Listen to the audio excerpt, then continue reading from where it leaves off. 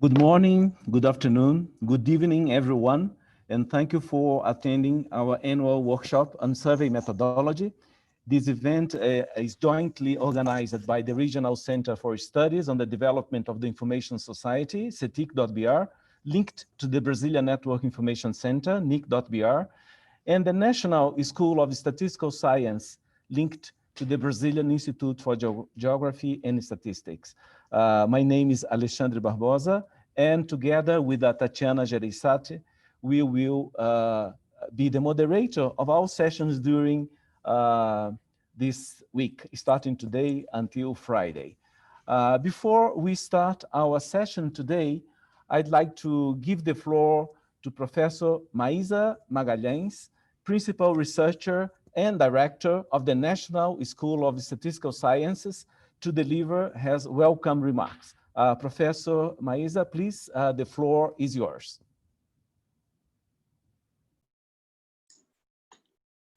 Alexandre, thank you. So I'll say some welcome words. Good morning, good evening, good afternoon. My compliments to the audience and the members of this opening ceremony. Welcome to NIC.br Workshop on Survey Methodology. It's an honor for the National School of Statistical Sciences, ENCE, of the Brazilian Institute of Geography and Statistics, IBGE, co-organize this event. ENCE offers an undergraduate course in statistics since 1953, graduate courses, master and PhD degrees in population, territorial and public statistics, and a certification in environmental analysis and territorial management, as well as capacity and training courses through our capacity building department. NIC and ENCE have been partners for several years now, based upon technical cooperation agreements to promote scientific research for the application of statistical methodologies in conducting investigations related to the use of information and communication technologies in Brazil, as well as fostering mutual methodological exchanges in their respective research activities, jointly participate in academic forums here and abroad, and co-authoring the publication of research results. This cooperation has been very fruitful for ENCE, since NIC.br has a wealth of real-world challenges and issues which ENCE researchers have been helping to find appropriate solutions. October is the National Month to promote science and technology, and this year's subject is artificial intelligence, the new frontier of Brazilian science. So it's auspicious the adherence of this year's NIC.br workshop subject to AI, proposing a reflection on artificial intelligence and the future of data production. Artificial intelligence, one can say, is the automation of certain procedures, activities which resemble animal or human intelligent behavior, using in their execution a substantial dose of data. In a sense, this encompasses most human activities, if not all. It already has and certainly will continue to have enormous impact on jobs and the overall whole of humans on the economic structure of our society. It therefore prompts a huge public debate on its consequences and the new ethics that will prevail in the organization of society and the role of humans will have as the job market continually diminishes. Certainly, there are two sides to AI in the production of data. The use of AI to help produce relevant data to society and the production of data on the use and spread of AI. The construction of web crawlers to systematically scour the internet using scripts to find, classify, and catalog specific information in the World Wide Web is one way to produce relevant data. Nowadays, in face of COVID-19 pandemic, artificial intelligence has proved its crucial importance to help societies combat it. For instance, data production using AI to identify contacts of infected coronavirus persons by tracing mobile phones helped health officials to manage the pandemic.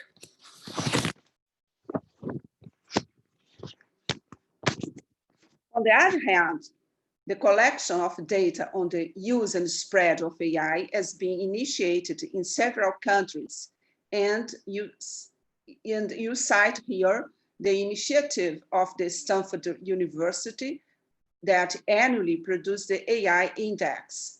The 2019 edition is its third one and collects data on the development and deployment of AI. Worth mentioning also is the Government AI Readiness Index, produced by Oxford Insights, a United Kingdom-based company, and the International Research Development Center, a Canadian federal crown corporation.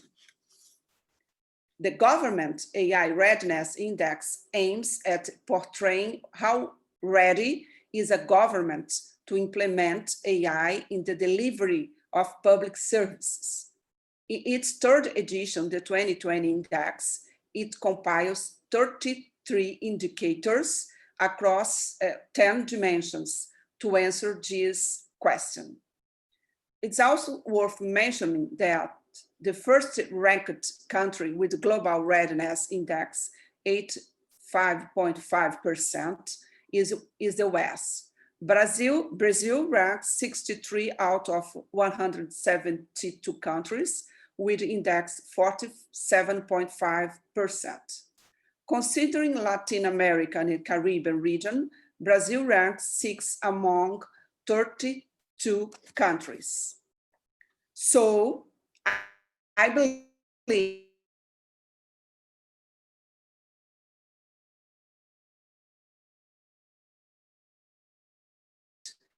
this and discussions that emerge with AI. Finally, I wish that all participants enjoy a great and profitable meeting. Also, I would like to congratulate the organizers for this event. And also, I hope you all stay healthy and safe through these odd times. Thank you for your attention. Thank you very much, Professor Maísa.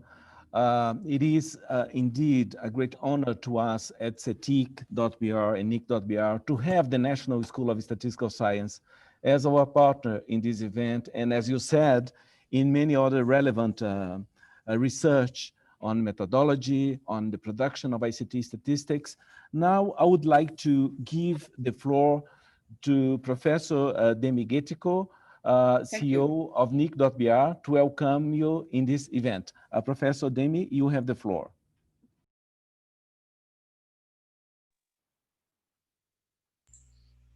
Okay, thank you, Alexandre. Good day to everybody.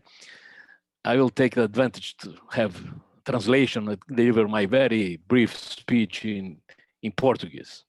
So, bom dia a todos. Good morning. It's a great honor to be participating at this webinar, which is being organized and conducted by Cetic. We are celebrating the month of artificial intelligence, and it's a great honor to have organized that successful event of UNESCO together with the Federal University of São Paulo. And it's a great honor to have you all with this webinar. Cetic and NIC.br has the rumble principal message to be the focal point of this mission, which is key not only for data production, for Cetic, which accumulate about internet, but not only that, but about all human activities. AI came to stay and should be guided carefully, and that has been deployed all over different areas of the society. And this is exactly what this workshop will try to tack on during the week within this new format of workshop, which is being broadcast remotely. It's a great honor to have you all, and I wish you all the best during this whole week. And I hope that we all take the best of this information regarding artificial intelligence. Thank you. I would like to say that the support of NIC.br and CGI.br to the production of ICT statistics and also capacity building activities are of utmost relevance for many stakeholders, not only in Brazil, but globally. So thank you very much for this support and for being with us today. Well, this year is a very special year to us because Cetic is celebrating its 15th anniversary, and this workshop, we are celebrating its 10th annual anniversary of the annual workshop on the survey methodology. And this workshop has been conducted since 2010 to discuss emerging topics on data production within the ICT data community. And our main idea is to bring together data producers and data users, meaning we try to engage policymakers, academics, private sector, and non-governmental organizations and actors. So this event is a part of our capacity building programs that we have here at NIC.br. We also have regional workshops conducted in Latin American countries and also Portuguese-speaking countries of Africa. And also we have developed online course, a MOOC called Tech for Good, the role of ICTs in achieving the SDGs. This MOOC was developed in partnership with UNESCO and the SDG Academy in New York. And now we are preparing another MOOC, also partnering with UNESCO on artificial intelligence and the judiciary. And as it was already said by Professor Maisa and Professor Demi, that this is October is the month of AI. But it is important to say that Cetic is trying to bring together these new technologies into the data production ecosystem. And this year is the first time that this workshop is conducted entirely online through a series of 5 webinars addressing the impacts of AI for the future of data production and also other societal implications. As we all know, digital technologies are transforming our societies. We have the AI, robotics, Internet of Things, cloud computing, biotechnology. All these emerging technologies are blurring the boundaries between the physical, digital, and biological fields, and their impacts must be measured. Data and statistics production became really crucial, I would say, to governments and also to the industry. We need to measure, to be able to track the progress in adoption and use of these new technologies towards the building of information and knowledge sustainable societies. So in this scenario, this webinar series that we are starting today will reflect on the role of artificial intelligence for the current and the future of ICT-related statistics production. We have invited to share their experience different experts from different fields, different parts of the globe, so that they can bring their different perspectives so that we can try to understand the data demands and also their varied approach to producing and using data in present times. So I just very quickly, I would like to talk a little bit about the format of each webinar, which is composed of a keynote presentation that will take about 40-45 minutes, followed by 15 minutes of a question and answer session, and a short, and then after that, we have a very quickly 5 minutes comfort break, and we have three invited guests that will deliver short talks of about 15 minutes, followed also by 15 minutes question and answer session. It will run from today to Friday, always from 10 a.m.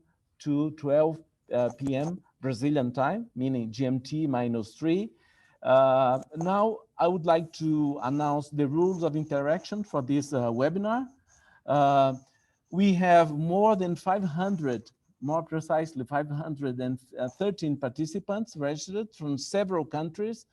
And during the comfort break, we are planning to make a poll to see where they are from. But right now, we have almost 200 participants online in this room. So you are not alone. You cannot see all of them, but we have more, almost 200 participants. And participants will not be able to unmute themselves, neither turn on their camera. If you plan to ask questions to the speakers, please use the question and answer box, and please be mindful of time and be focused on your questions. You can send also messages to all participants and only to the presenters. You can use the chat box. So also it's a channel for raising questions related to the topic being discussed in the session, but please, we strongly suggest that you use the question and answer facility. The meeting also will be recorded for report writing purposes. Now, without further ado, I will start our first webinar entitled A Humanistic and Ethical Approach to Artificial Intelligence. And I would like to give the floor to our very dear Sasha Brabel, Program Specialist in the Communication and Information Sector at UNESCO in Paris. Sasha, you have 45 minutes, and I will interrupt you if needed when you have about 2 minutes before your time is up, okay? So Sasha, you have the floor. Thank you very much, Alexandre, and thank you, first of all, for inviting me to the 10th workshop on survey methodology and to give a keynote talk on humanistic and ethical approaches to AI.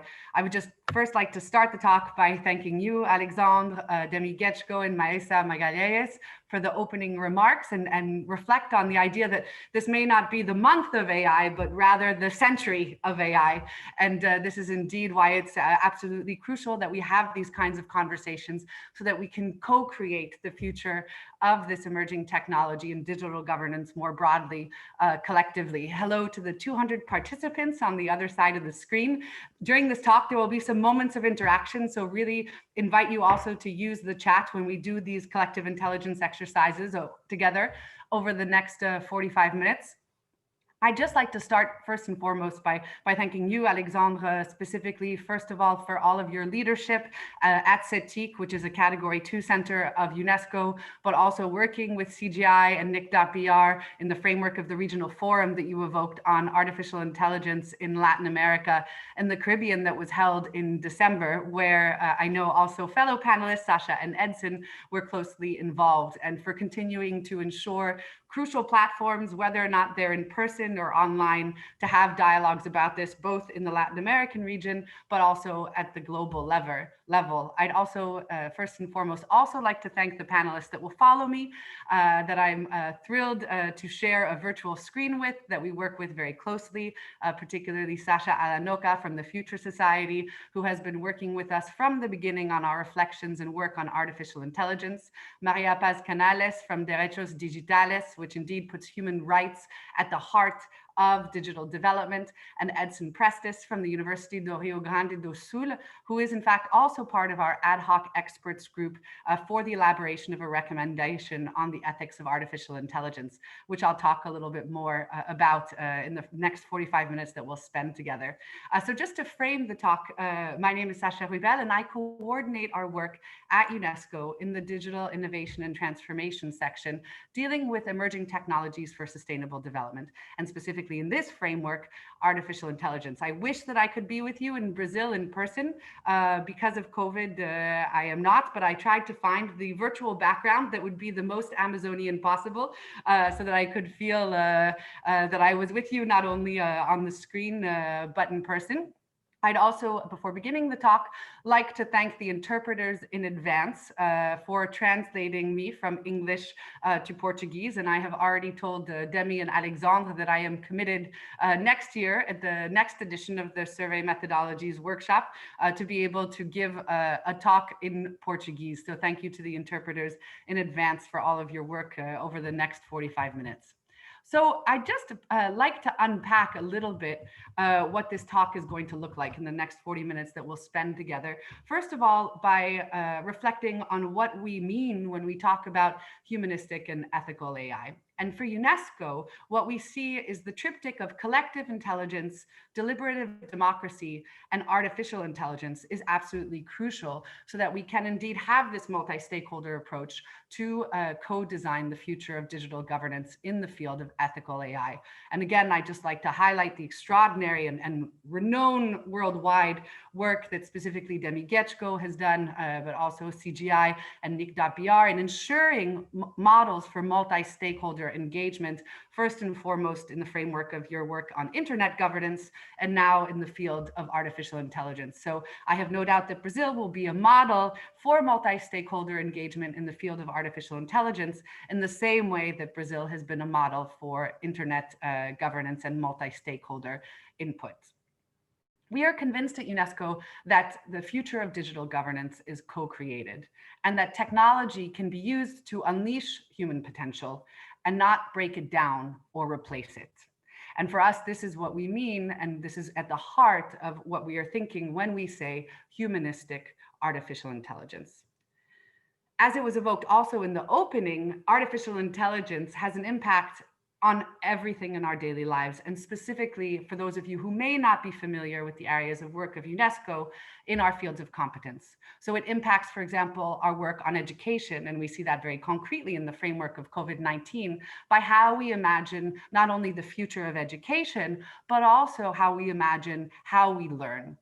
It changes our work in the field of natural sciences, in the ways in which artificial intelligence can be harnessed, for example, to mitigate climate change and used for disaster risk reduction around the world, which is one of the emerging issues that will be at the top of the international agenda in the coming years. And we see that on a daily basis with what's going on around the world. It changes our work in the field of social and human sciences because the development of artificial intelligence needs and is mandated to reflect on what it means to translate human rights in the digital field as it concerns the development, design, and deployment of artificial intelligence. It changes the way we work on culture because it changes, for example, how we access cultural content online. It changes the future of cultural diversity. And very importantly, it changes how we think about how we can harness technology to preserve Indigenous knowledge, but also Indigenous and underrepresented languages, again, particularly in the digital sphere. It changes how we think about communication and information and our work in media freedom by the ways in which AI is being harnessed to develop behavioral nudges and put forward automated journalism that puts into questions ontological approaches to the media sector. And then lastly, it changes the two global priorities of our organization, which are gender equality and priority Africa, by the ways in which embedded bias, for example, in algorithms impacts the propagation of gender bias, for example, through recruiting tools online that push women out of the running as it concerns top-level jobs in the technology sector. It also changes our priority Africa by the ways in which artificial intelligence can be harnessed in the same way that, for example, mobile access to the internet changed the development of fintech in Africa.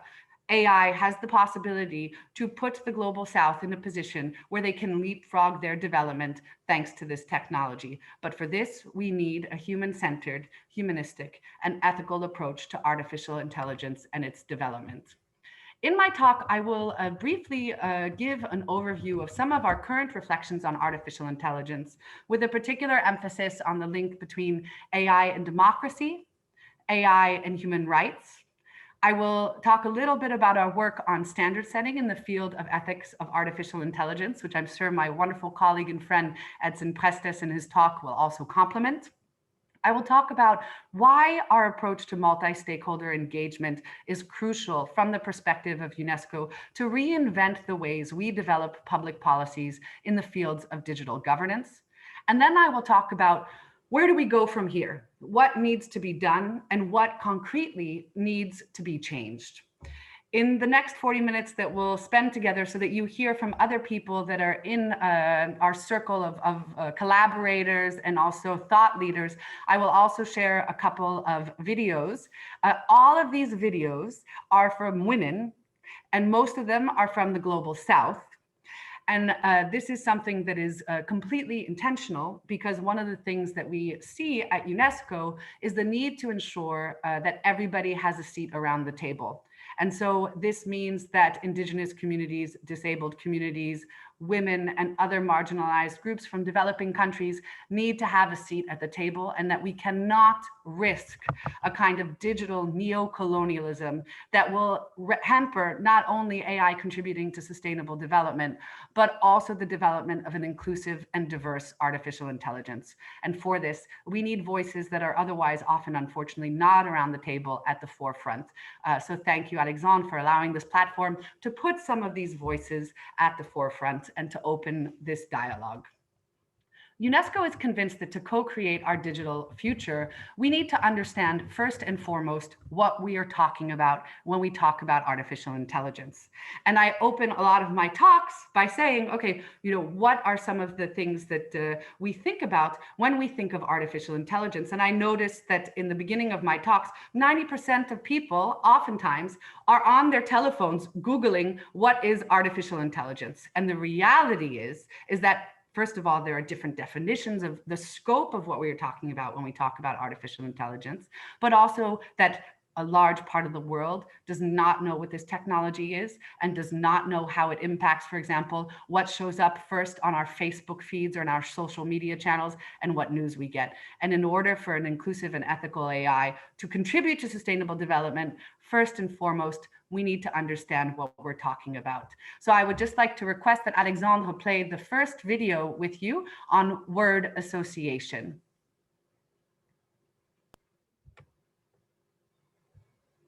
Je pense à cerveau, je pense à cerveau, je pense à la mémoire et je pense aux neurones. My first three words will be Africa, the other one will be intelligent and woman. Données, apprentissage, modèle de décision fondé sur les données. Ce qui me vient à l'esprit, c'est performance et humanité. À la fois cette envie d'être les meilleurs, mais avec du sens. I think about automation, I think about scalability, and I think about dynamism. Les premiers mots qui me viennent à l'esprit, c'est bien sûr innovation, mais ensuite c'est biais et c'est données personnelles, vie privée. Progrès, opportunité, humanité, maîtrise, transparence.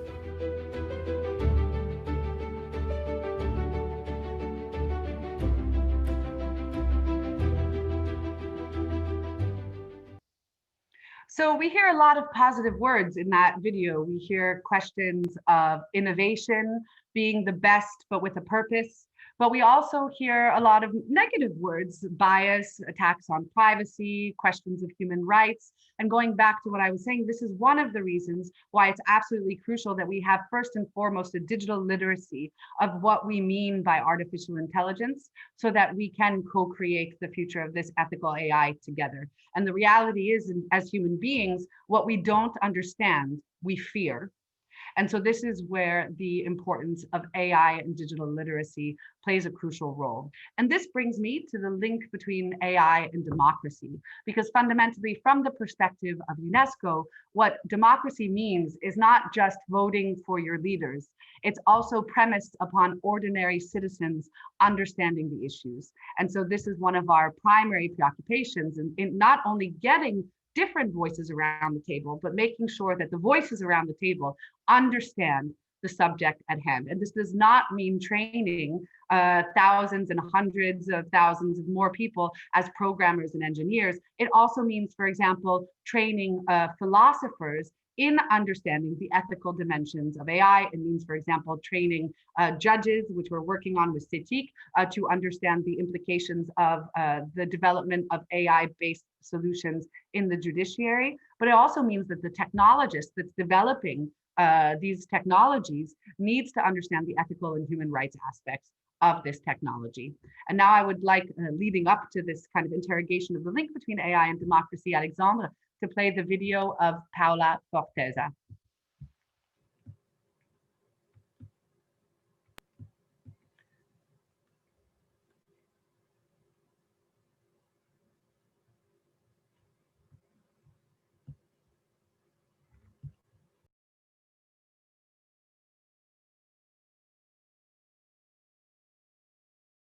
Progrès, opportunité, humanité, maîtrise, transparence. Il y a un enjeu en termes de transparence des algorithmes, il y a un enjeu en termes d'éducation, de compréhension par tous les citoyens de comment fonctionnent ces algorithmes. Il faut qu'on puisse maîtriser ces algorithmes, il faut qu'on puisse les expliquer.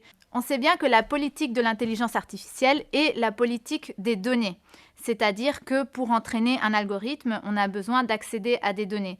Donc, le futur de cette question passera par qui a accès à quelles données, quand, dans quelles conditions, dans quel contexte. La question de qui aura accès à quelles données va marquer le fait de est-ce que cette IA est démocratique ou pas. Donc, le rôle des acteurs publics est justement d'organiser ce débat de société, d'organiser ce débat démocratique. L'UNESCO peut être l'espace où différents pays partagent des expériences, partagent des outils, partagent des réflexions sur comment on peut avancer vers une intelligence artificielle plus éthique, plus transparente, au service de l'humain. So Paula Forteza, who is a member of the parliament in France, underlines a very key point, which for me is at the heart of the link between artificial intelligence and the discussions that will happen over the next week as part of these webinars, is the heart of the matter and the heart for us of questions of democracy is who has access to what skills and what data and when. And if we understand deliberation and debate is the way in which you can stir the soul of democracy, and that data is the lifeblood of this democracy, we need to respect fundamental rights like, for example, data protection and privacy, but we also need to understand the importance of access to open data.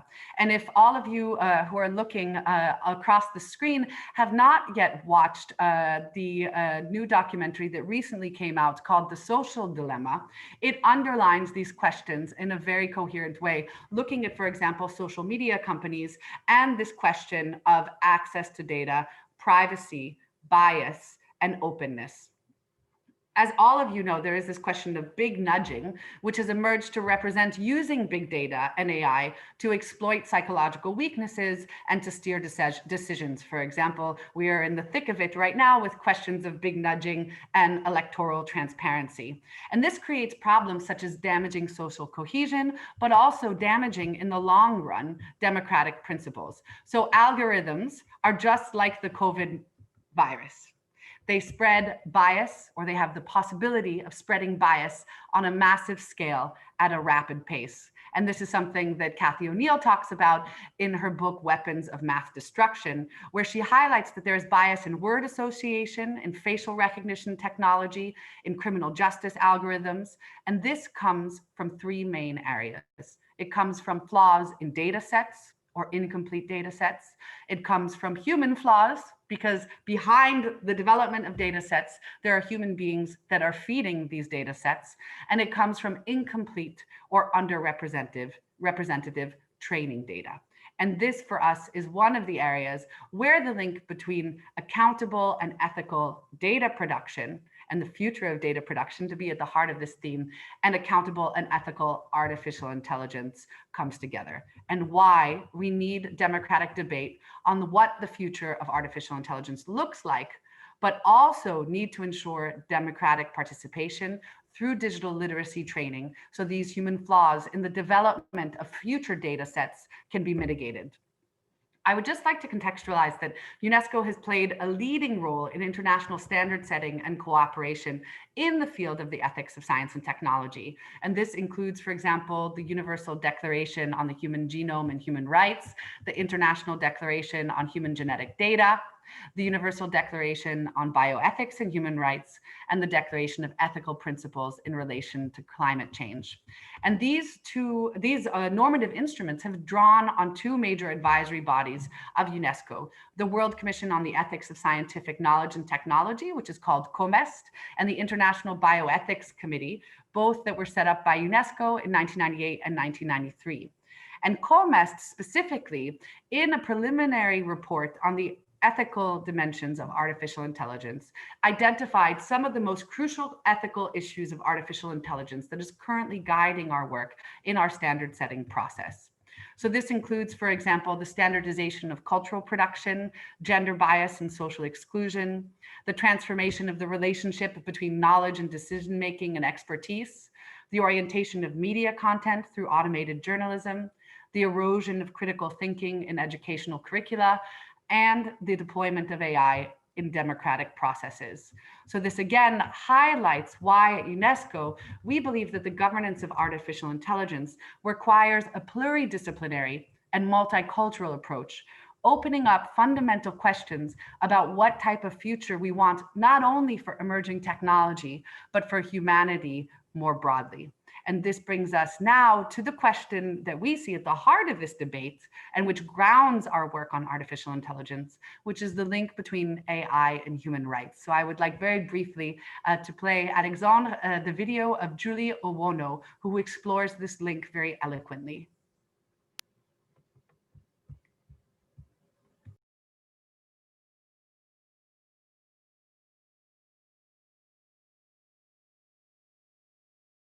Les premiers mots qui me viennent à l'esprit, c'est bien sûr innovation, mais ensuite c'est biais et c'est données personnelles, vie privée.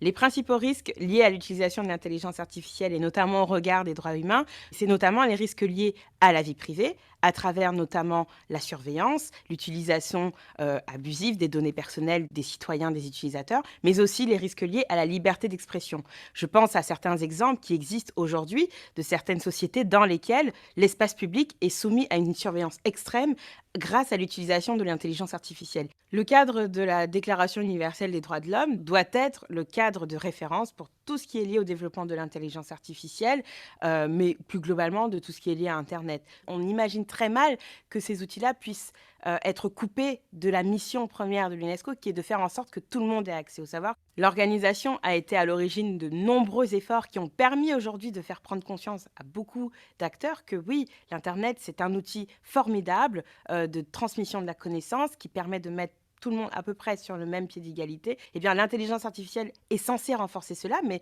l'intelligence artificielle ne le fera pas si on met de côté totalement les questions liées à la citoyenneté, les questions liées aux droits, les questions liées à la démocratie. Thank you, Alexandre.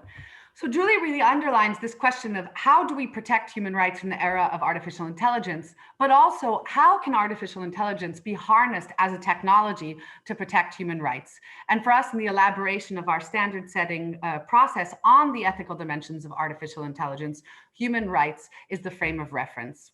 And we see this, for example, in current events with regards to COVID-19 and debates that are still making the front page of newspapers about contact tracing apps and the ethical aspects of AI deployment for contact tracing. And this raises fundamental questions of issues related to from access to information, to freedom of expression, to data protection and privacy, but also questions of non-discrimination.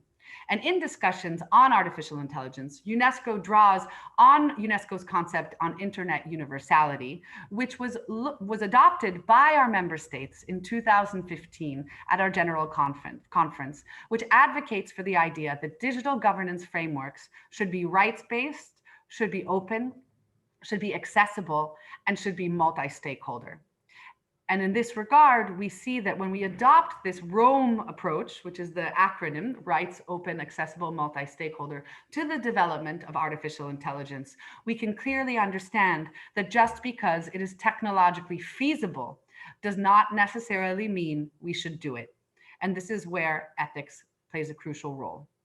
The question of openness is also something that I would like to just dwell on for a moment, because it's particularly relevant to the question at the heart of this webinar series as it concerns the future of data protection, where we are advocating for openness. And in this regard, a question of AI commons is at the heart. So if data is the oil of the 21st century, as Dr. Al-Ghamdi of the Saudi Data and AI Authority, who is leading the work at the G20 level on AI governance, has underlined, then it must be open and it must be accessible. And this is where questions of AI commons, as I mentioned, plays a huge role. And I'd just like to acknowledge the great work of the Future Society in leading discussions and cooperations across UN agencies in the field of AI commons. And for an AI commons to work, we need to connect. So we need to identify and connect communities of intent in problem solving with AI so that we can contribute to best practices and knowledge of problem solving with AI to advance the Sustainable Development Goals. We need to build together by promoting and making available shared resources and shared data frameworks to collaborate and build AI for good solutions that are beneficial, but that also solve real world local problems. And we need to scale. We need to engage synergies and collaborations for impact and help bring existing solutions to support global needs and scale these solutions that benefit everybody. How can we translate this and how can we scale? In our view, it is through the development of a global standard setting instrument on the ethics of artificial intelligence. And Alexandre, in that regard, please, could you play the brief video of Wafa, who will talk a little bit more about the importance of standard setting and principles in this field.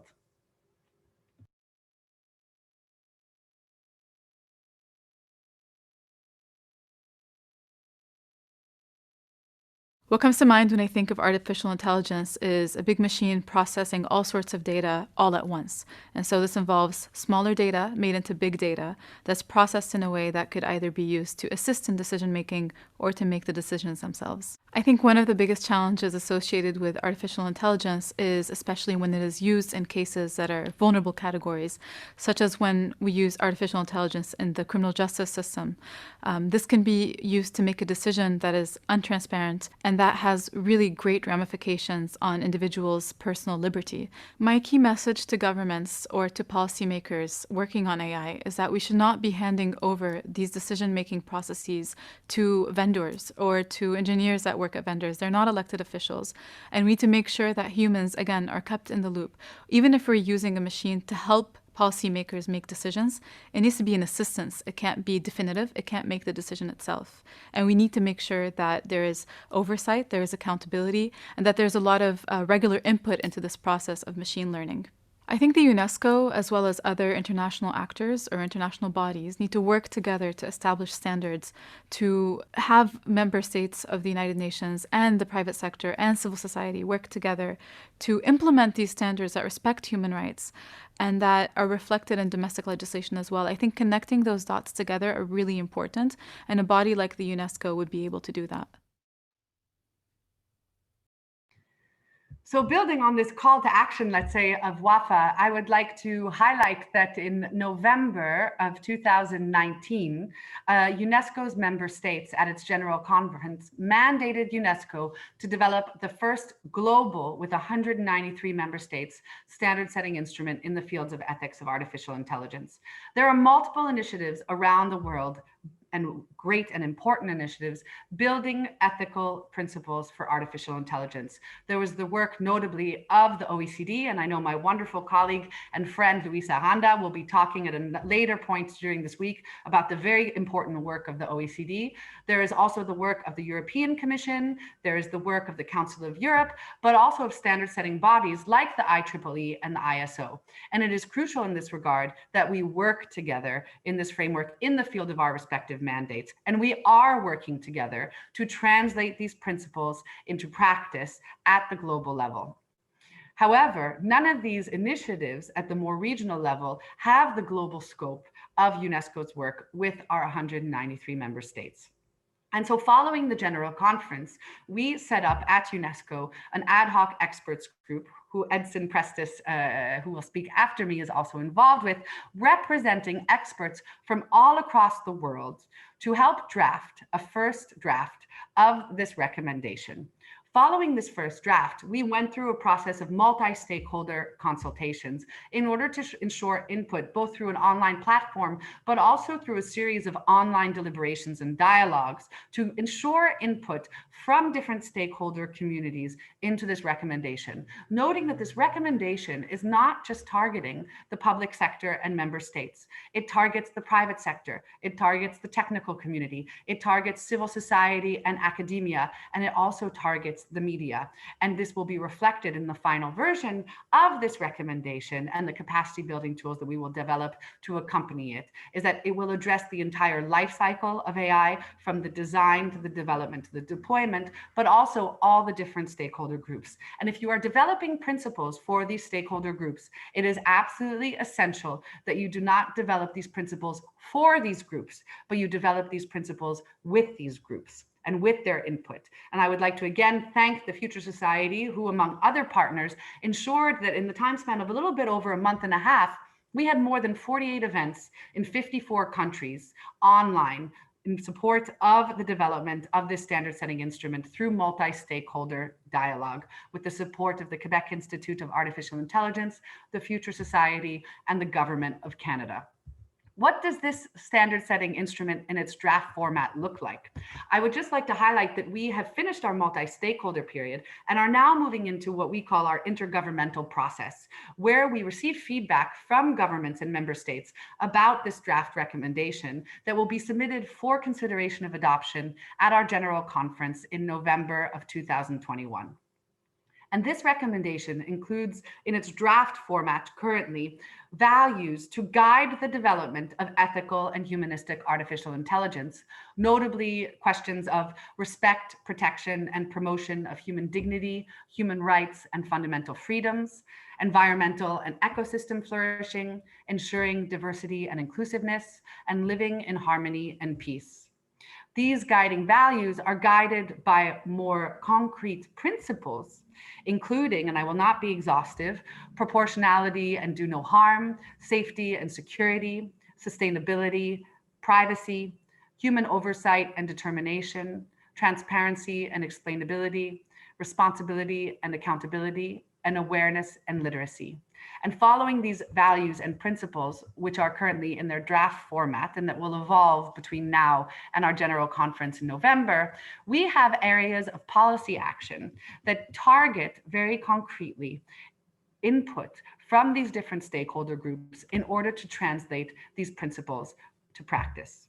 Why are we convinced that multi-stakeholder engagement is the way to develop and also sustain and implement a recommendation on the ethics of artificial intelligence?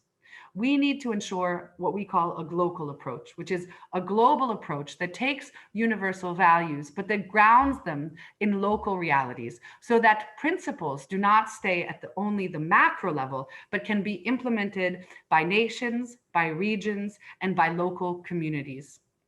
There is, and here I would like to reflect on something that in fact Anjan Gurria, the Secretary General of the OECD, said, where he underlined that multi-stakeholderism is not a way, it is the only way. And someone talking about the importance of multi-stakeholderism saying, I used to be unable to spell multi-stakeholderism, but now I are one. So we need to move here from multi-stakeholder deliberations by, for example, getting input from different stakeholders on what a humanistic and ethical artificial intelligence looks like, to ensuring multi-stakeholder decision-making.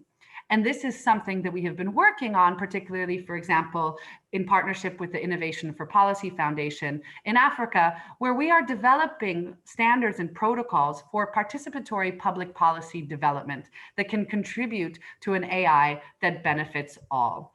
In tandem, it's also important in this regard that we ensure these crucial voices of young people and women and otherwise marginalized groups, but also ensure the support to the startup ecosystem so that we avoid the brain drain of, for example, people moving from Latin America, from Africa, and even from Europe to systematically companies in the United States and in China. So there's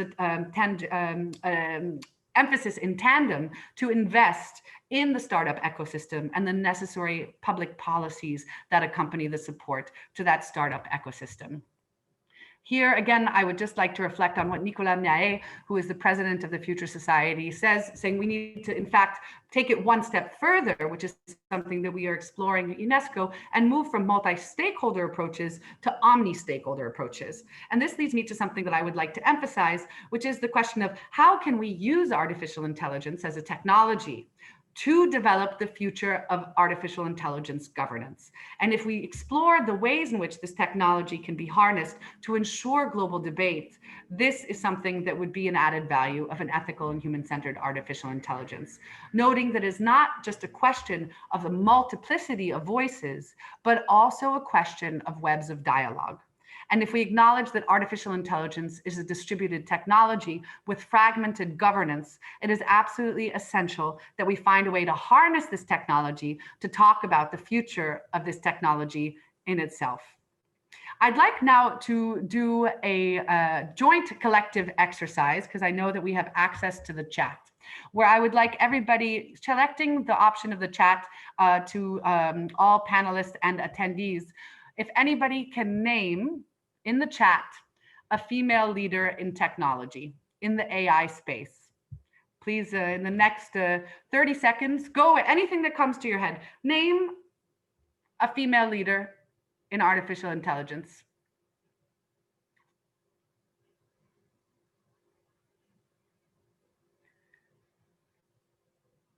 Nobody's writing. Shoshana Zuboff. Sarah Jeanne Marcus Perez, Kathy O'Neill. Oops, cannot. Facebook. Great. I appreciate your honesty. I appreciate also Pedro saying, oops, cannot. I appreciate Alan saying Sasha Rebel. I also appreciate Marie Cruz saying Facebook, because this is something that for us is at the heart of what is missing in order for us to successfully move to multi-stakeholder dialogue. Because what we noticed at UNESCO in the framework of a publication that we published called I'd Blush If I Could, is that, and it was a survey by a software company, is that when people were asked to name a female leader in tech, 10% could name a female leader in the AI sector. Half of the 10% who named a name could actually name a real name, and a quarter of the half of the 10%, all of you who are on this screen are very good at math, so I'm sure you can figure out the percentage of that, said Alexa or Siri.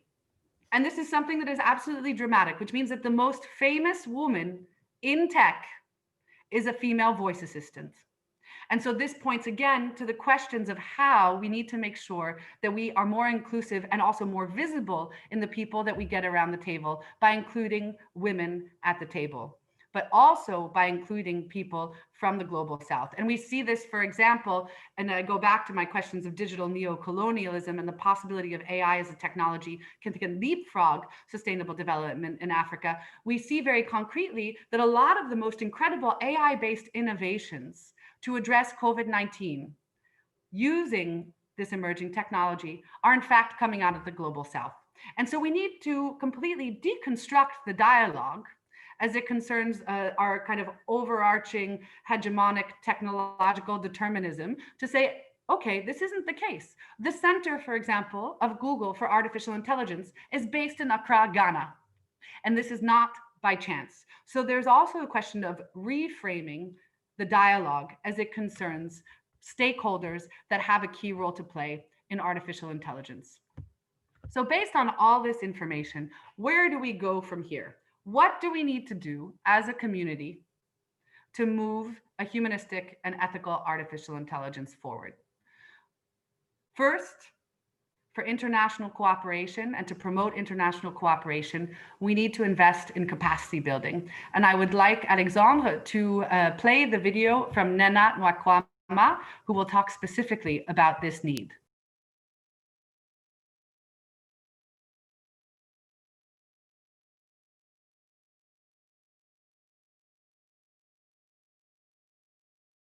My first 3 words will be Africa, the other one will be intelligent, and woman. Half the world, only 50% have access to digital life. The other 50% are offline. And we cannot be part of the global artificial intelligence economy or the digital economy if we are offline, if we don't have access to information, if the data is not open, if the government does not see this as our right. Leave me not behind. Leave no one behind. Okay, so you're listening to me and you're younger than myself. I want to tell you something very important and very close to my heart. Artificial intelligence is an opportunity for you to affect the world. So I want you to sit down, ask yourself, how can I influence this? If you can code, if you can speak, if you are intelligent enough to tell machines what to do, it means you're intelligent enough to run the world. And I want you to sit down and make a decision to run the world by your expertise, by learning, and by doing. So get online, get educated, and rock the world. So get online, get educated, and rock the world. This is a great message as it concerns how we need to invest in capacity building. And as I mentioned earlier, not only ensuring a kind of digital literacy in the field of AI, but also ensuring that AI specialists, for example, have an understanding of the ethical and philosophical and human rights-based aspects of the development of artificial intelligence. And here I'd like to just underline, building on what I was talking about with the importance of gender equality, and part of the same study is we found what we call the ICT gender equality paradox. So oftentimes you will see the developed countries say, oh, but we have great gender equality. We have no need to invest in capacity building targeting young women. But in fact, what UNESCO's research has found is that countries with the highest levels of gender equality, oftentimes, for example, those in Europe, also have the lowest proportions of women pursuing advanced degrees in computer science and related subjects. So, conversely, countries with lower levels of gender equality, such as those, for example, in the Arab region, have the highest proportions of women completing advanced degrees in technology. So, for example, very concretely, in Belgium, only 6% of ICT graduates are women, while in the United Arab Emirates, this figure is 58%. This is compounded by the fact that today women and girls are 25% less likely than men to know how to leverage digital technology for basic purposes, 4 times less likely to know how to program computers, and 13 times less likely to file for a technology patent. So this is where investment in capacity building with promoting gender equality and global diversity and inclusion at its heart is one of the priorities of UNESCO for international cooperation to develop humanistic and ethical AI. The second aspect, invest in research. We see, for example, that oftentimes subjects such as gender bias, cultural diversity, peace, innovation, digital divides, and sustainable development are often otherwise neglected areas. And if we want data-driven public policies and programs, we need to make sure that the link between AI and open data and open educational resources and open science are clear. We need to invest in PhD programs that promote research in this field. And we need to, again, reflecting on the idea that data is the lifeblood of democracy, we need to ensure a global data commons and a global AI commons.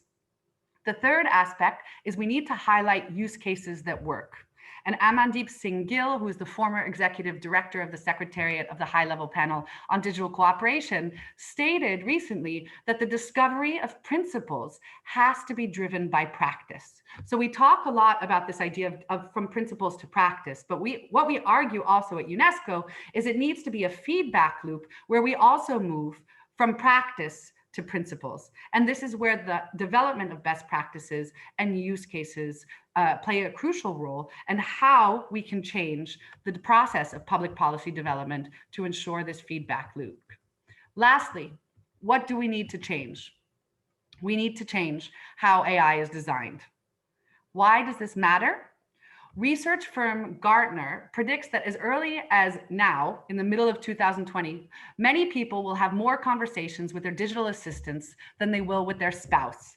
I am sure that given the COVID-19 pandemic, that did not help. And many people in quarantine spoke more to their voice assistants than they did with their spouse after spending 3 months with them nonstop. This is a serious issue. For example, if you ask Alexa, a voice assistant with a female voice, do you have a boyfriend?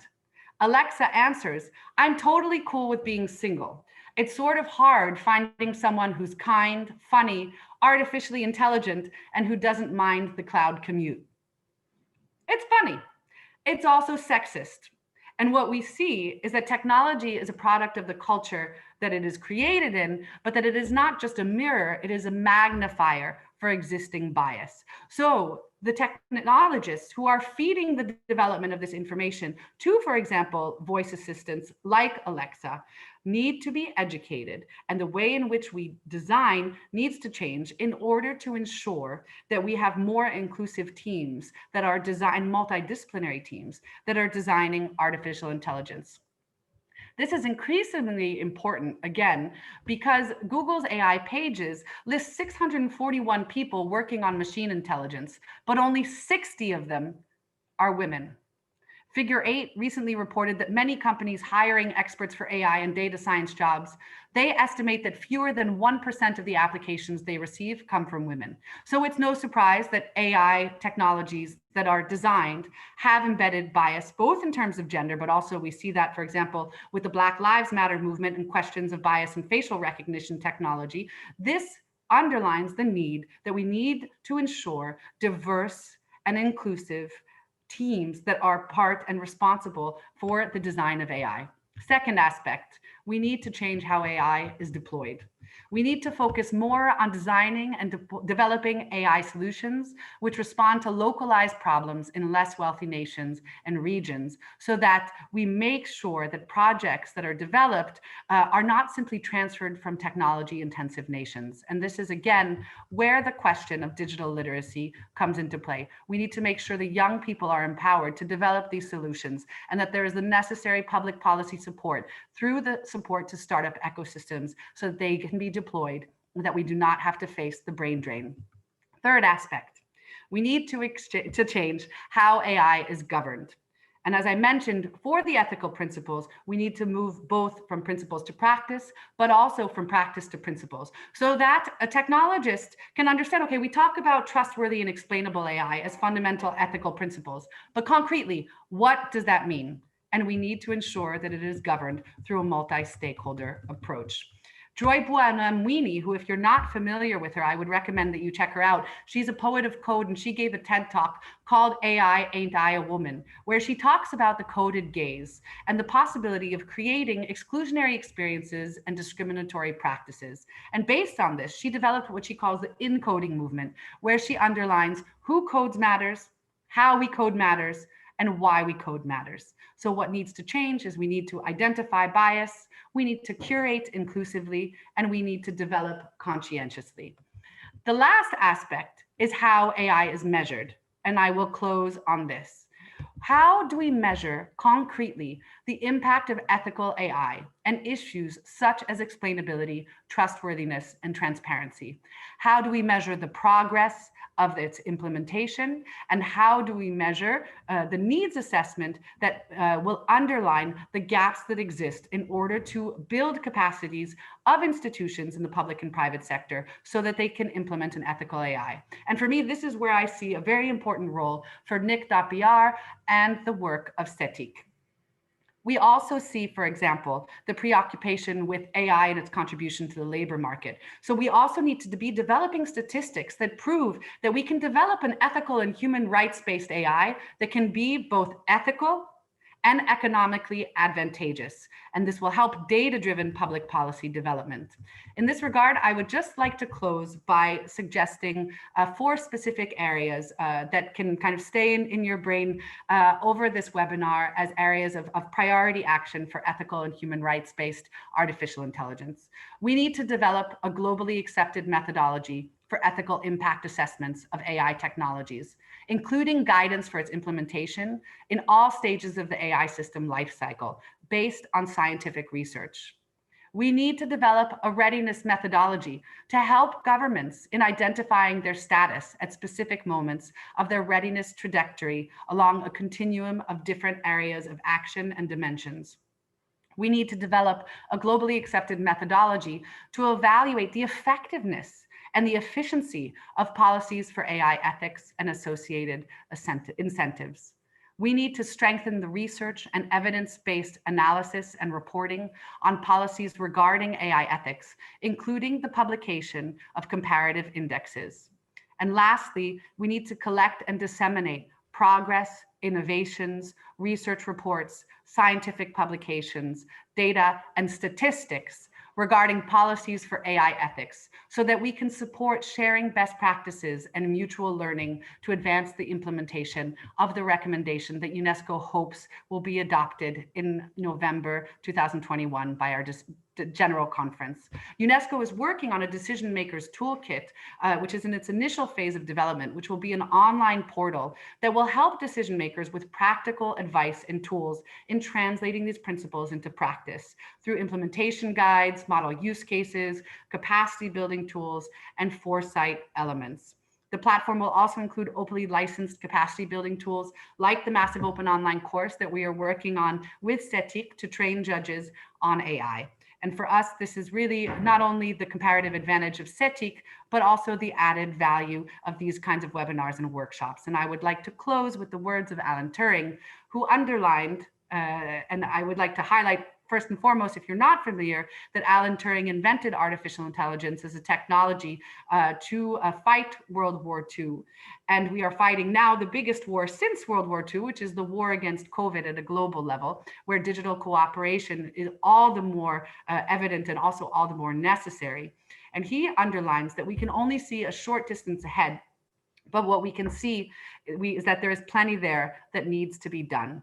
And I would like to underline it here as my last words, that it is through these kinds of digital cooperation, for example, the cooperation that NIC.br and CGI and Cetic are so talented at ensuring through these platforms for dialogue, that we can ensure that a humanistic and ethical artificial intelligence is harnessed for sustainable development, to also show that technology can be used at the global level to reduce human suffering and not increase it. So thank you very much for the past 45 minutes we've spent together, and I look forward to answering your questions. Thank you very much, Sasha, for this amazing presentation, very inspiring, and really it's a way to raise awareness on the importance of understanding these ethical principles applied to AI, but also how we can engage multi-stakeholders in this process, and also how to assess and to evaluate. We could stay the whole week with you discussing all these aspects that you brightly brought to us, but we have some questions. We don't have much time, by the way, but I will select some of them. We have one question from Luciano Freitas. He says, ethical concerns on AI are very relevant. However, if not carefully handled, the debate on ethics of AI might jeopardize developments of this technology. What are your thoughts on this? I will take two more questions, Sasha, if you allow me, and maybe you can address them together. There is another one from José Márcio Martins. How can we be sure that companies are aligned with the policies about data protection and explainability of AI models for critical decisions? And another one from Paulo Custer. How can we think of artificial intelligence not only as a technology or as a set of methods, but also a form to map, diagnose, and reduce inequalities in different parts of the world? So I select these three. If you have time, there are some more questions. If you can address, Sasha, please.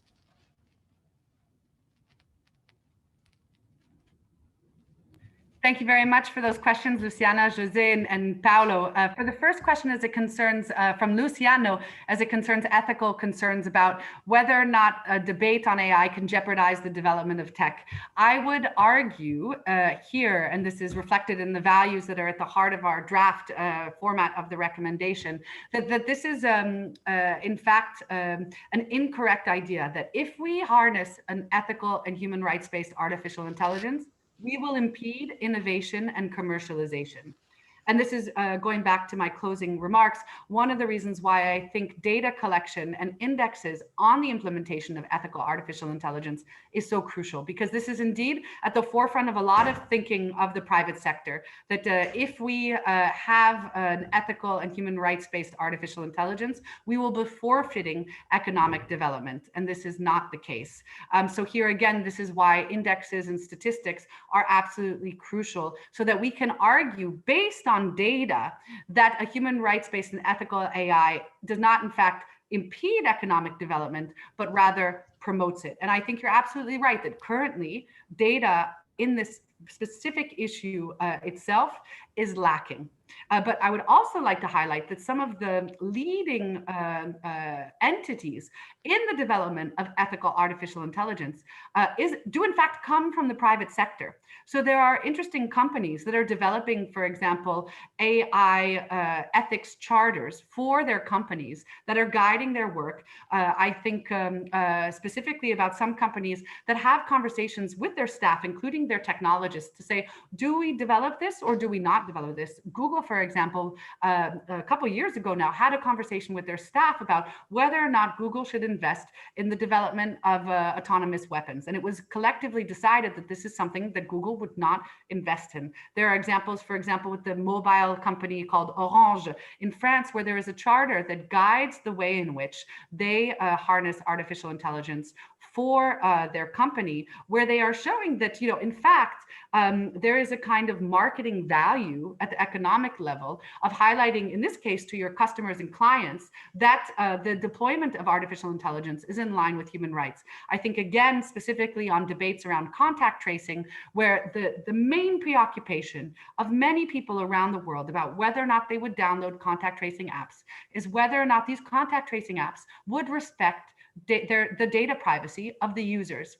And so one of the arguments that the UNESCO, alongside the OECD and the Council of Europe, and in this case, the World Health Organization, was say, we do not need to sacrifice the protection of human rights in the deployment of life-saving AI technologies. And this is a debate and also advocacy that needs to happen with several stakeholder groups. José Márcio Martins asked, how can we be sure that companies are aligned with their policies about data protection?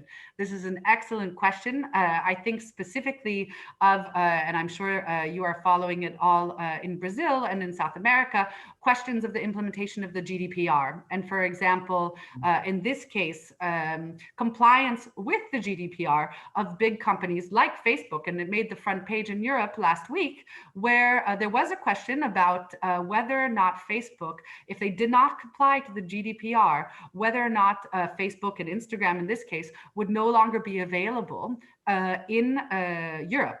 There were fines that have preceded this as it concerns questions of compliance with data protection of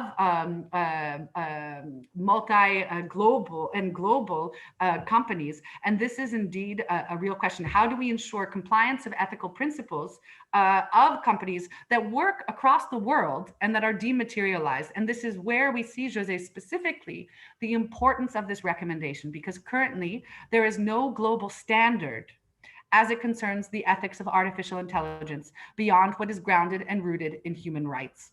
And then lastly, Paulo, you asked, how can we think of artificial intelligence not only as a technology, but also as a form that could be facilitated to map and reduce inequalities? And this goes back to what I was saying in the framework of this speech about the need to reflect on the future of AI governance by harnessing artificial intelligence to think about the future of the technology in itself. So using the technology to ensure debate about the future of this technology. And indeed, for example, there's a lot of interesting work being done at the level of the Secretary General of the UN's Roadmap for Digital Cooperation that look at how AI can be harnessed to reduce inequalities, specifically as it concerns the digital divide, which risks becoming the greatest defining aspect of inequality and poverty in this century. And this is something that is at the heart of the agenda, both of this Roadmap for Digital Cooperation, but work with the UN, but also of other stakeholder groups more broadly to contribute to sustainable development and Agenda 2030. Thank you so much, Sasha. We still have 3 questions, but I'm afraid we don't have time to go to them. But probably at the end, if you are still with us, we can take them. But it's also an opportunity to invite these people that asked the question to come back next year on our face-to-face workshop here in São Paulo, and that you will certainly be invited to be here with us. As long as they speak Portuguese, because I'll be speaking in Portuguese. All right, that's perfect. Well, we are going to make a 3 minutes comfort break, but I will launch a poll. We have now 210 participants. So please look at your screen, and if you can select one single answer.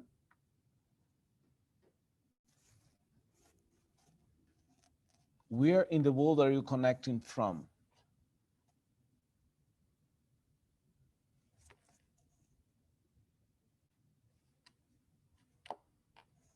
Fifteen seconds.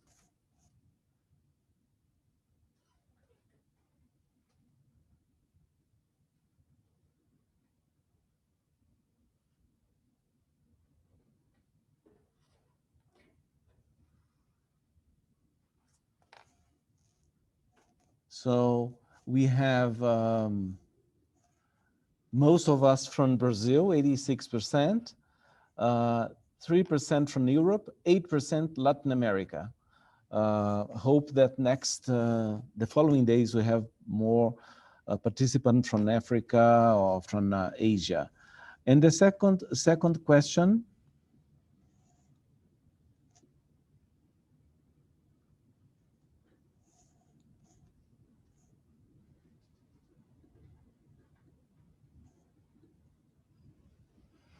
Which of the following best describe you?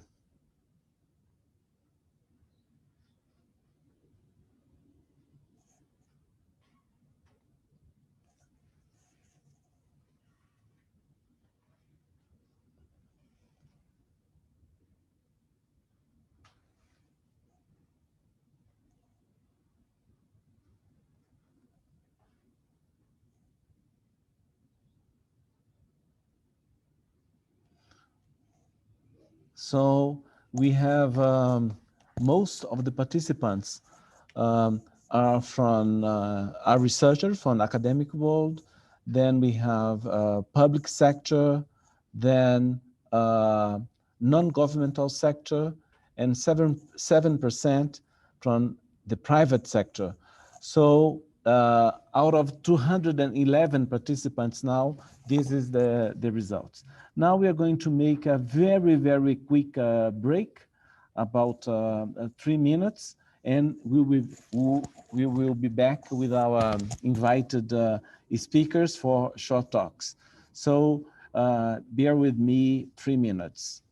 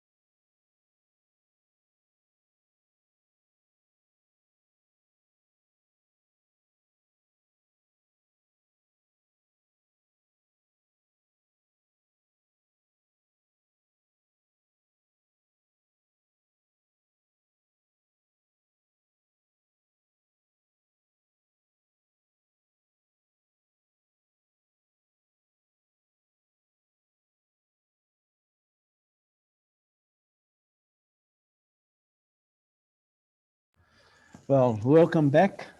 Now we'll go for the second part of the workshop. And as I have explained in the beginning, now we have a series of 3 short talks by our invited speakers. And I'd like to invite as the first speaker, Sacha Alanoka. Sacha is a senior AI policy research and head of community development of the Future Society. And she has been very much engaged in these issues of privacy, fairness, and civic engagement. So with that, Sacha, it's a great pleasure to have here with us, this time virtually, but you have 15 minutes for your presentation. Thank you. You have the floor. Perfect. Many thanks, Alexandre. Many thanks, the Cetic team. I'm very happy to speak after such an inspiring presentation as Sacha Rebel, with who I have the pleasure of not just sharing the floor, but the name. And so I have the pleasure today. I'll start by sharing my screen and presenting this topic of digital contact tracing, which was briefly also touched on during Sacha Rebel's presentation.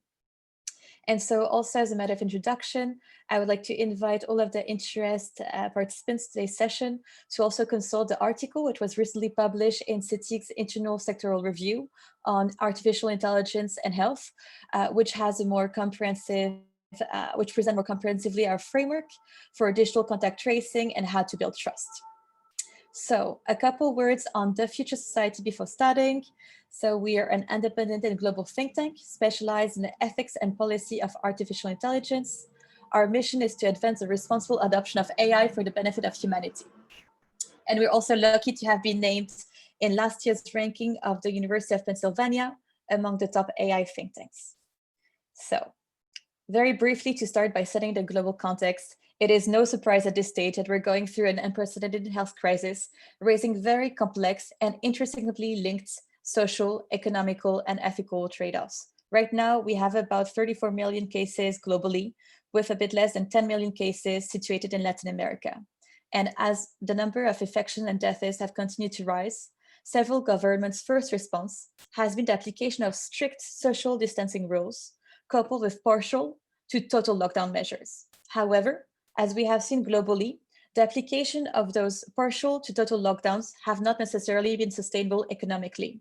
As we have seen the number of unemployment rising globally, in March, for example, we counted about 33 million unemployment cases registered in the United States, about 8 million unemployment cases registered in France, and throughout the pandemic, about 8 million cases also registered in Brazil. So as we can see, the application, which has been the first reaction of several governments of those lockdown measures, both had a direct socioeconomic cost, but also an indirect one on the mental health, which still, of course, is significant, but is harder to quantify. And to avoid this cost, there has been a parallel conversation going on among global political, business, and healthcare experts about how a combination of technological tools and healthcare measures could enable us collectively to mitigate the spread of the virus. And so it is within this global context that comes the whole conversation, if not debate, on digital contact tracing. And before taking more throughout this presentation on the ethical challenges and governance mechanisms that we can collectively develop in order to have a trustworthy adoption of such technology, it's important to remember ourselves that contact tracing describes a variety of techniques, which can be both manual or digital, which comes to, once you have detected someone who is tested positive to an illness, to be able to trace with who this person has been in contact in order to most efficiently and quickly possible take appropriate measures to inform, isolate, and treat those contacts. And so manual contact tracing is actually a technique which has been deployed quite successfully in the past for epidemics such as the tuberculosis, HIV, Ebola, but also the first SARS epidemics. And so there are two challenges in the case of COVID-19 to the use of manual contact tracing. The first one is the transmission rate, the R0, which exceeded at the start of the epidemics in Wuhan 2.0, and so which of course made it harder to mitigate. And the second one is incubation period, which is longer than previous illnesses treated with manual contact tracing, and made that we had to act very quickly and efficiently in order to mitigate the virus. And so within this context, and also particular features of COVID-19, comes the deployment, sometimes unfortunately without informed consent and appropriate democratic processes of digital contact tracing, which can be done both through applications, so mobile applications, but also bracelets. And this appeared as a quicker and more targeted mitigation technique. Currently, according to the COVID tracker, we have approximately over 80 contact tracing applications available in 50 countries. And part of the challenges, which we will present more through in today's presentation, is that several of those applications have been launched very quickly without informed consent by the user citizens, and also without appropriate participative and democratic processes. And so this will be part of the conversation today, both to explain more about where are those ethical challenges coming from, as Sasha Rubel was mentioning in the previous conversation, from data protection, privacy, but also accessibility, risk of stigmatization, and of course, mistrust from the citizens and several stakeholders. And this mistrust, of course, which is coming from a more global context, where we have a mistrust not just in technology, and of course, the different shortcomings that AI technologies can have, but also of the mistrust coming from how some of the local authorities have managed the whole healthcare crisis. And so within, of course, this debate on digital contact tracing, it's important both to recognize the legitimacy of the ethical challenges and of the different reactions throughout the world, but also of the spectrum of different technical features. Often, when we have spoken in the current last debates about digital contact tracing, we have tended to focus on the most extreme scenarios, the most extreme case applications of data privacy and intrusiveness. However, there is as much as 80 different contact tracing applications launched across the world. There's also a multiplicity of different technical features, some of course with varying levels of privacy invasion. So if we look also first before to set up the debate on the different technical features, there is of course the application installation, which if we consider the worst case scenario can be mandatory. If we consider the case of several applications is heavily nudged, and in the cases which has been promoted by a lot of people in AI ethics is voluntary. Then there is of course the question of the data collection, which when it is more intrusive is by GPS and geolocalization. So we can see, for example, where someone has been from point A to B throughout the last 15 days, for example. There is a Bluetooth protocol, which has only registered the often anonymized token of two people who have been in proximity for over 15 minutes, for example. And the case of most applications today, which is a combination of both GPS and Bluetooth. And to give a quick idea of the landscape of digital contact tracing, right now about 34% of applications use GPS, about 35% of applications use Bluetooth, and about a quarter of global applications use a combination of both GPS and Bluetooth. Of course, there is also the question of the data storage, which if ever it's more centralized, can also be more vulnerable to risks, to cyber attacks, and also trolling. There is decentralized, which is considered as a better privacy preserving technique.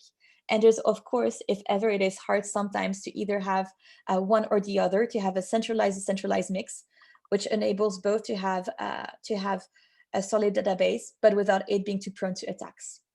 And the last point I would like to present in those technical features is, of course, the different ways that you can use this empirical analysis, which can be done both for proximity tracing. So in the case of Bluetooth, for example, which is the minimum amount of data being collected, and you can only see with who the person infected has been in contact over the last 15 days, but sometimes without even necessarily knowing their personal details, because in the case of Bluetooth, it can be anonymized token, which doesn't give too much personal information. The second way we can interpret this through epidemiological modeling. So it's more for healthcare authorities, for example, to be able to map the virus propagation throughout the country, maybe give a better estimate of the transmission rates. And of course, there's also the hotspot mapping, if ever you're able to see. So this is more linked to the GPS or geolocalization tracking. If ever you're able to see that in the last 15 days, a lot of the people contaminated were all present in a certain neighborhood, in a certain quarter, in a certain city, you also be able to map a cluster and to map the hotspot mapping. So it can also be very useful for citizens, but also for healthcare authorities to be able to take appropriate measures, to take more targeted measures. And so another, of course, all of those also, I might add, illustrations are available in the article that was published in Cetic's internal sectoral review.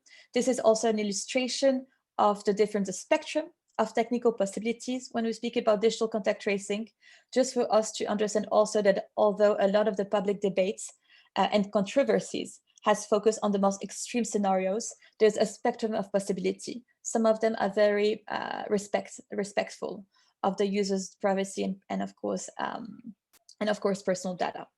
And so if ever we looked at this spectrum of most privacy invasive to least privacy invasive protocol, we can see that of course when you go into real-time drones and surveillance camera, this is like more intrusive. If ever you link the profile with a banking and social media profile, it's of course intrusive, but there's also, if ever you use a decentralized Bluetooth protocol or a mix of GPS and Bluetooth, this is a minimization of both the personal data being collected, but the overall data being collected about the healthcare profile. And so this is the window of ethical and policy preferences that we have outlined in our article. And so very briefly, on some of the ethical challenges that we have highlighted in our article, there's of course data privacy. I will go very briefly on this one because this has been the one which has alimented the heart of most of the conversation, but we can expect that by default, when you deal with such sensitive information, such as your healthcare and your personal contacts, this is going to be something you have to deal with very carefully, and which is going to also animate the mistrust of a lot of the population. And it's also worthy to mention that according to the Digital Rights Tracker, 20% of digital contact tracing applications currently don't have a privacy policy. So although we have spoken a lot about this challenge, it's still very much of an ongoing one. Then the second problem I would like to mention is stigma and discrimination. And there are 3 forms of stigma that we can experiment with the results of digital contact tracing applications. So once we know that people have been in contact with someone who's positive. The first one is the stigmatization of individuals. For example, in the case where the list of the people with who the person has been in contact is being published publicly. And so, of course, this can create, stigmatization of the person being marginalized, being pointed at, and also for their employment. Then the second form of stigmatization is linked to entire groups and communities. So, for example, if ever we look at the hotspot mapping, and we can see that, let's say, the French neighborhood in a certain city is where you have the majority of the cases, this can create the marginalization of this community, this ethnic community, but also sometimes of whole emerging categories of social workers. For example, the frontline workers, which is the people of ride-sharing platforms, also food delivery, which are the ones which at the heart of the pandemic, when there was partial total lockdown, have continued to work, are also the most exposed. And if ever it is also revealed, they're the ones who are COVID positive cases can be the most marginalized. And the third problem I would like to pinpoint is also accessibility. Because today we're evolving in a world where most people don't have access to smartphones, don't have access also sometimes to internet connection. And so if ever we make this contact tracing applications either mandatory or heavily nudged, we also have to take into account that those solutions are not available to everyone, but also of the digital literacy, which is often correlated with other socioeconomic characteristics. And as Professor Luciano Floridi highlights, there's a very concrete risk of privileging the already privileged in their residential area, and that the digital divide may become a biological divide when it comes to digital contact tracing. And very briefly, Alexandre, just to check, I have still a bit more time to finish the presentation, maybe 2-3 minutes. 2 minutes, please. 2 minutes, perfect. Yes, please. And so all of those ethical challenges I highlight again are presented more in depth and comprehensively in the article just published. We also have, as we have highlighted in the first part, there is this challenge of trust of the population, because as we can see from those different settings and also from the piracy arrow, there's a spectrum of technical features when it comes to digital contact tracing. And some applications, such as the robot protocol developed in France, have actually some of the highest, most maximum level of privacy protection. However, it's also been one of the applications which has least been adopted by the public.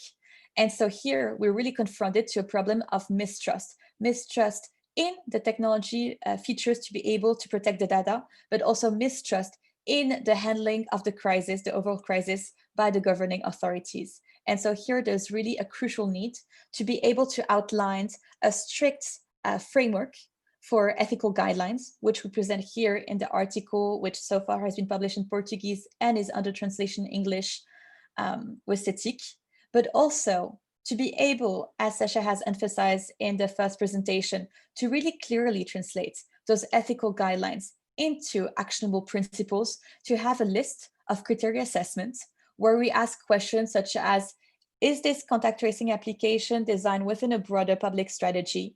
Is this contact tracing application able to be deactivated?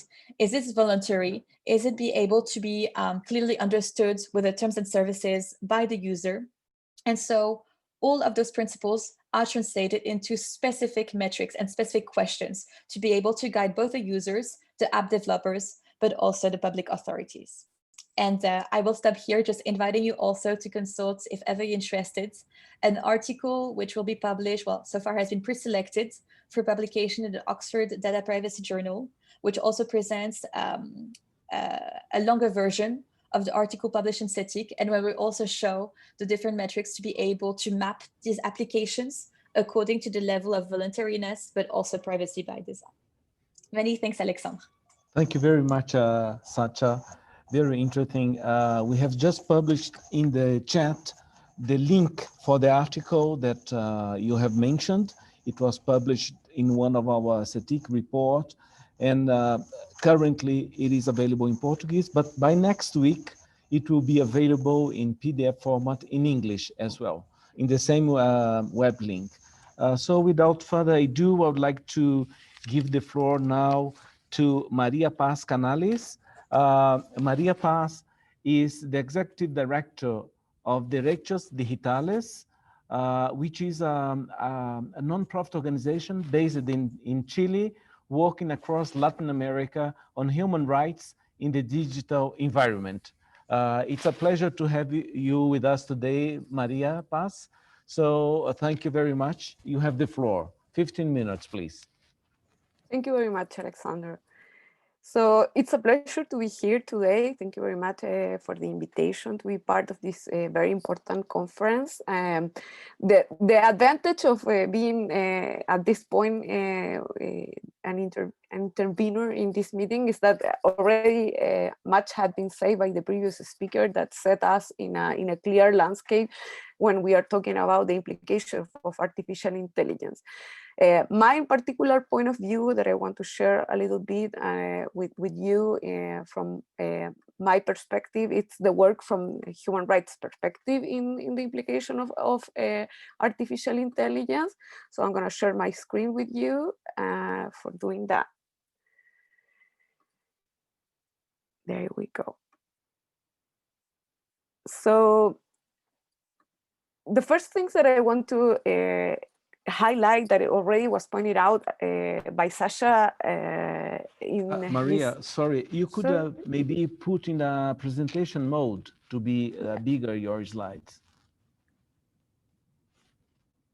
Yeah, I'm trying to do it, but let me check. Yeah, I'm doing it. You have to share your screen again, please. Yeah. I'm sorry.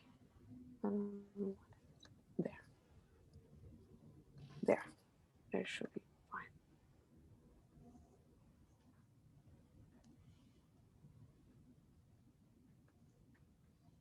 Sorry, my computer now it's working on it. But I don't want to delay and lose the time. Yeah, so my computer is working on it. I don't know what happened, but it's taking time. But the first thing that I want to point it out when we are talking about artificial intelligence and the human rights implication that it has is precisely go back to this idea that for artificial intelligence to be centered in the human being and in the respect of human rights, the first question that we need to do is to question about what are the purposes of the artificial intelligence. So there are different approaches to find the answer about why we are interested in implementing artificial intelligence. And the first thing that it comes into our mind when we are looking into development of this artificial intelligence system, it's the quest for finding efficiency, optimization, or better resource allocation, all the things that we are seeing that currently are being implemented for advancing the implementation of artificial intelligence in the digital welfare. So in there, we have a very concrete application of artificial intelligence with the sense of improving the life of people and making better resource allocation, but not necessarily looking into other considerations that are not considerations that are of the economic type, but other impacts in the exercise of human rights and the values and the things that make human dignity to be preserved in a better way.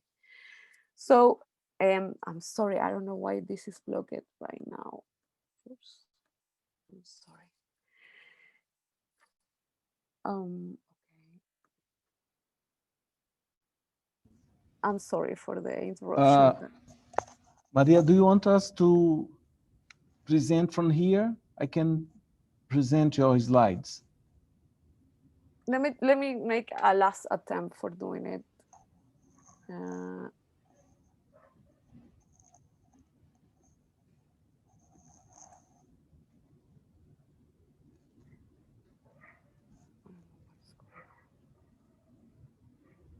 Oh, you can do it, yeah. because I think okay, it's taking too much time. I will open it from here.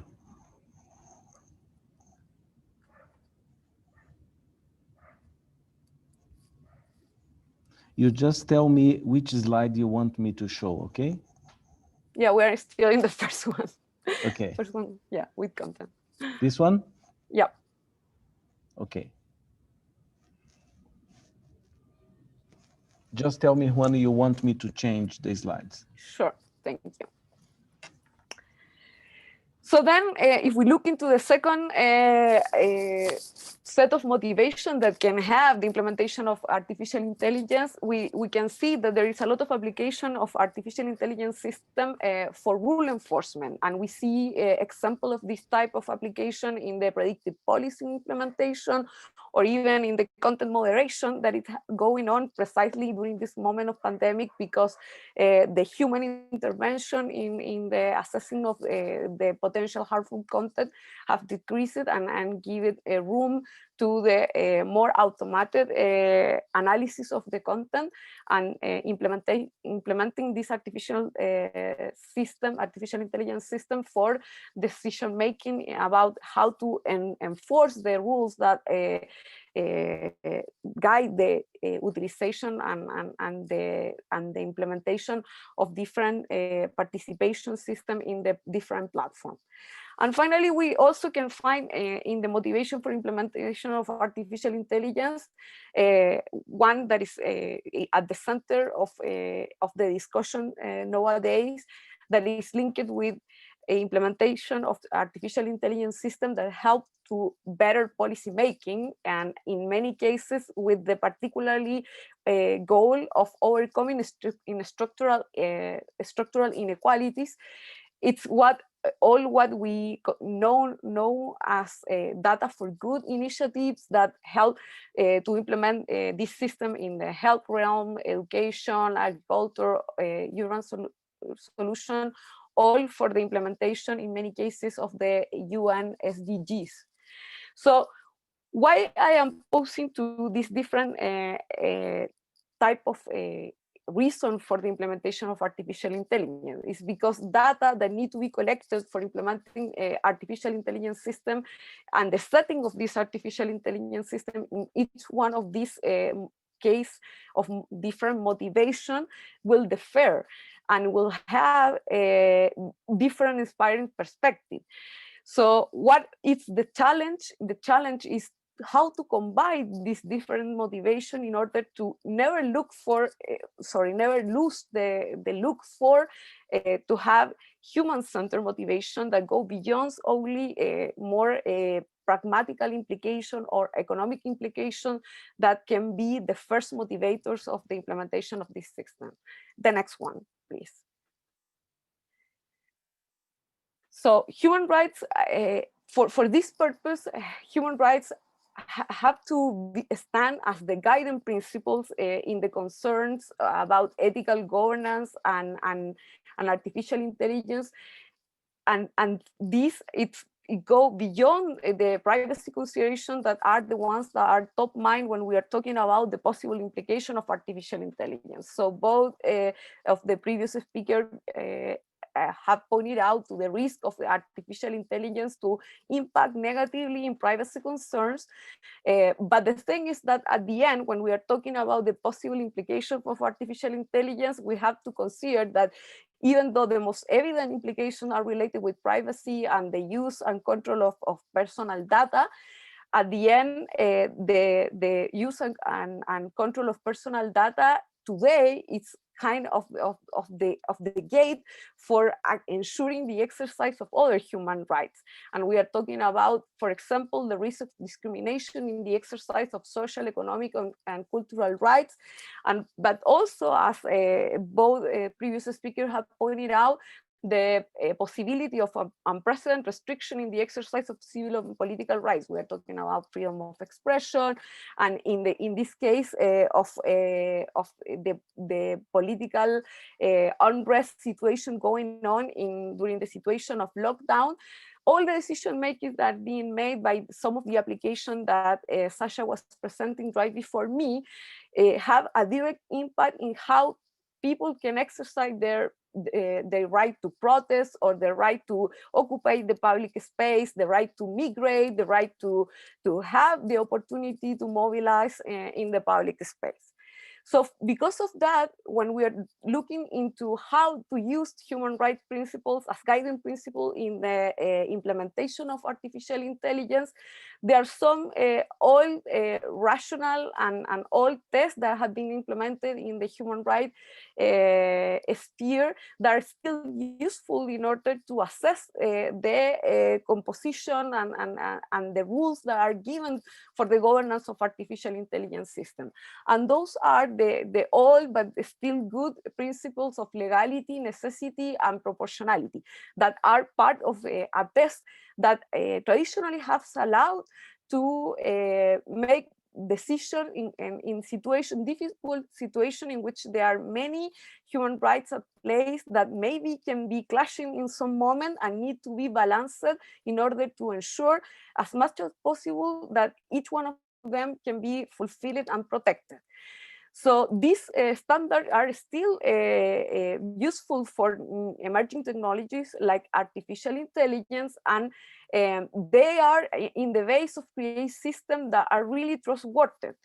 When we are talking about trustworthiness of the system, many times pointed out as a principle of the that need to guide ethically the implementation of the system. But at the end, the trustworthiness of the system will be a result of the fulfillment of these other principles and balancing of the right that the artificial intelligence system impact.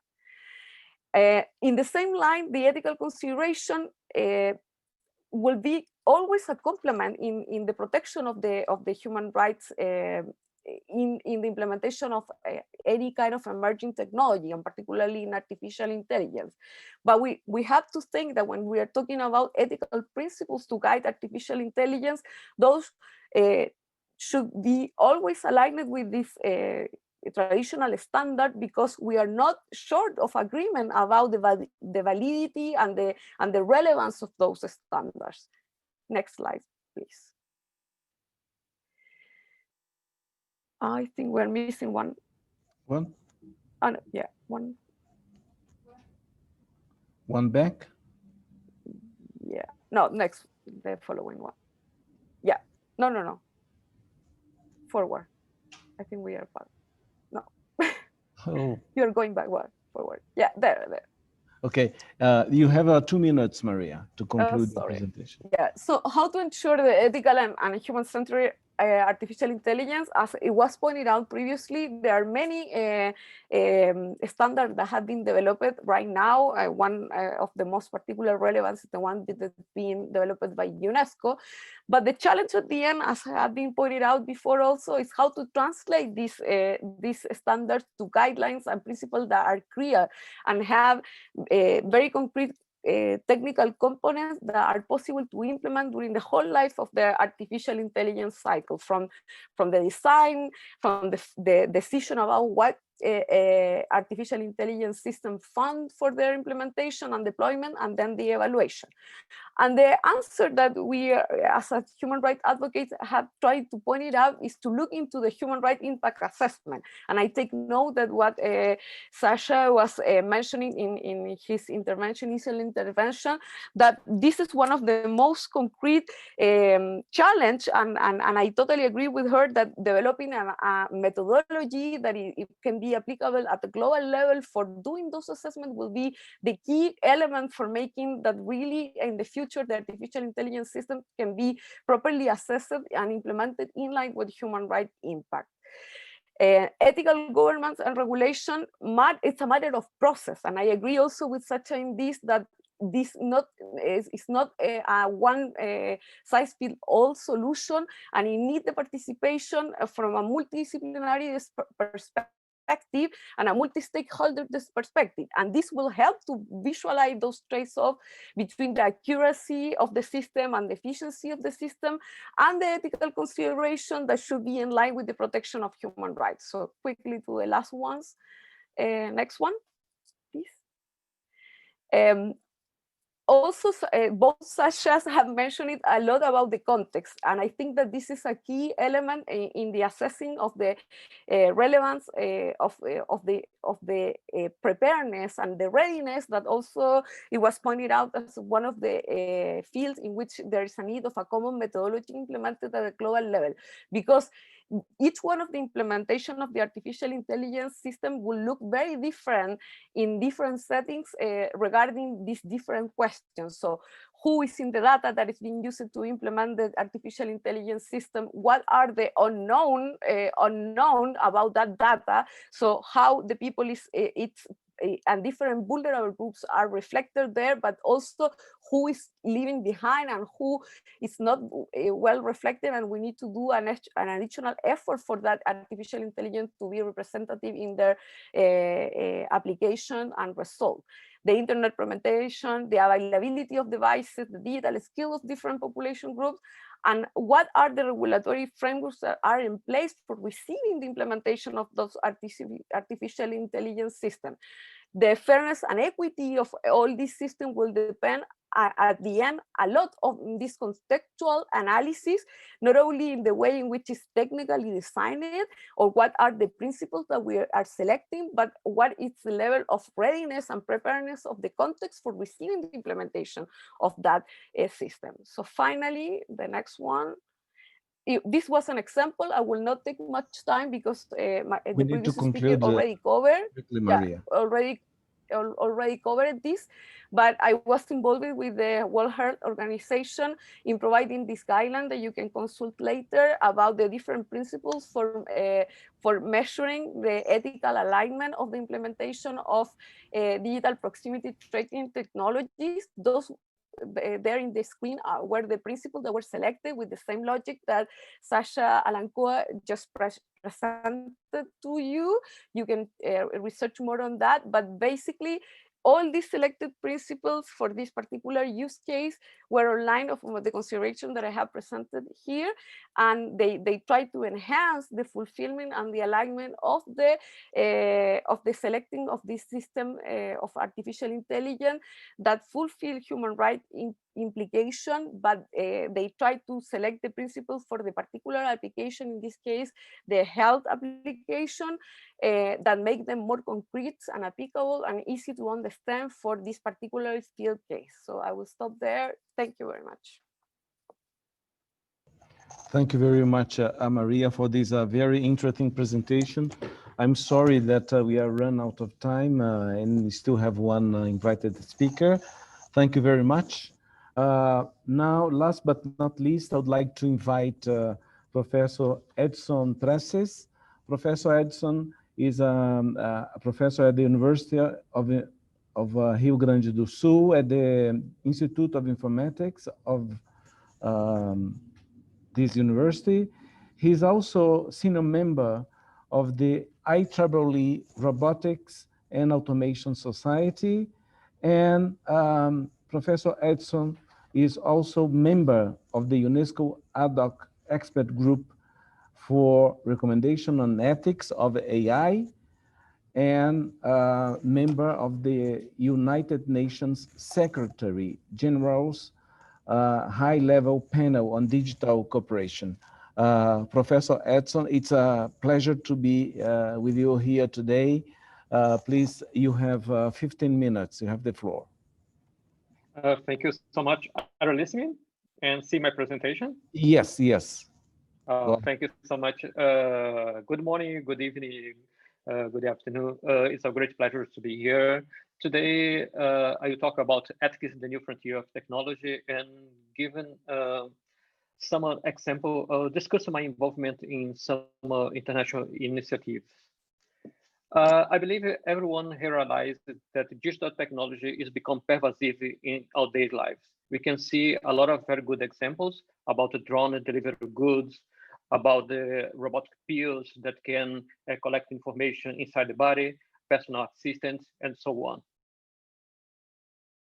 As a roboticist and also artificial intelligence expert, I can see clearly how this kind of technology can be used to advance the SDGs. Recently published 2 papers that provide some examples how AI can create a new business model, how robotics and artificial intelligence can fight hunger through the precision farming, how artificial intelligence robotics can be used to develop a personalized healthcare model, and so on. However, it's necessary to also to understand that despite all those benefits, we can also have an application being misused by different kind of stakeholders.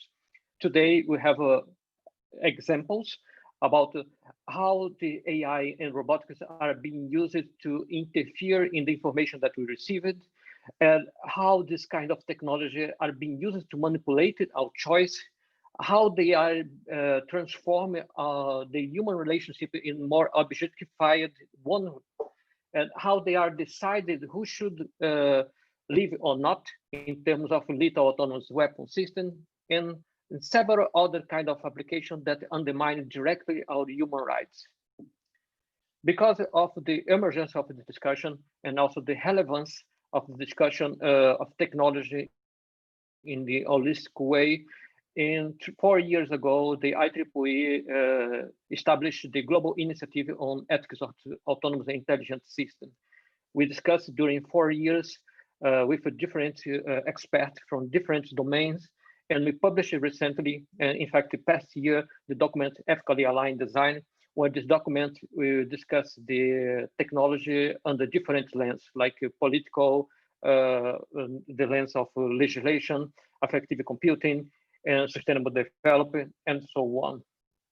The relevance of the study made the IEEE fully support the inclusion of ethical consideration in the design and deployment of autonomous and intelligent systems. It's very important to stress the IEEE is the largest technical community around the globe. One of these spin-off of this force is the International Working Group that focus on developing an ontological standard for ethically driven robotic automation system. I'm the chair of this group. This group has more than 100 members across the globe, and aims to establish a set of ontologies with a different abstraction level that contains concept definition and axioms that are necessary to establish ethically driven methodology for the design of robots and automation systems. But what exactly is an ontology? Ontology is a formal, explicit specification of a shared conceptualization. Ontology is very relevant for this particular domain because it's possible to represent the domain through a formal specification. So we can use it to create a precise and non-ambiguous taxonomy, but we can use it as a basic framework for developed systems. Here is just an example of the part of the ontology that we are currently developing. So here you can see several concepts like agent, explanation, situation, plan, repertoire. We have also here a relationship between the concepts. Observe that what we are doing here is represent the domain. So if you want to know how to create some systems that are aligned or human value aligned, we can use this ontology for doing that. And in our group, we focus on different subdomains of this huge domain that this ethics AI. So we have some ontology to represent norms in ethical principles, data protection, privacy, transparency, accountability, ethical violation management. Our idea is our standard, when published, probably in the next year, be used as a guide for teaching ethical design, a reference by being used for policymakers, a common vocabulary to enable the communication among government agencies and other professional bodies around the globe, and a framework to create systems that can act ethically. If you move from the academic domain to the multilateral organization, you can see some very interesting efforts. In particular, I will mention two of these forces that I'm directly involved, like the United Nations Secretary General High-Level Panel on Digital Cooperation, co-chaired by Melinda Gates and Jack Ma. I'm a member of this panel, and this panel was established by the United Nations Secretary General Antonio Guterres to discuss a way how to strengthen cooperation at the global level in the digital realm to ensure a safe and inclusive digital future for everyone. We published recently the document called The Age of Digital Interdependence that was translated to multiple languages, including Portuguese. And we discuss several aspects of the digital domain. For me, this document is it's about AI because it is impossible to separate digital technology from artificial intelligence. Digital technology collects and produces data. Artificial intelligence produces information from this data. So all these recommendations that appear in this document can directly map it to the artificial intelligence domain. But I would like to highlight two recommendations. One of them is 3A, that states that given the human rights apply fully in the digital world, we use the UN Secretary General to institute an agency-wide review of how existing human rights, international human rights accord and standard apply to the new emerging digital technology. That is very important because people that work with technology do not understand what are the implications of the digital technology that they are developing in the human rights. So they not understand, they do not have a formal training. I consider myself as an example. I changed my profile when I understood that technology can undermine the human rights. So 4 years ago, I simply changed my domains of expertise from the robotics, artificial intelligence, to the human rights and ethics. Another very important recommendation, it's about we believe that autonomous intelligent systems should be designed in a way that enable the decision to be explained and humans be accountable for their use. So we hand over this document to the UN Secretary General, Antonio Guterres, 1 year ago.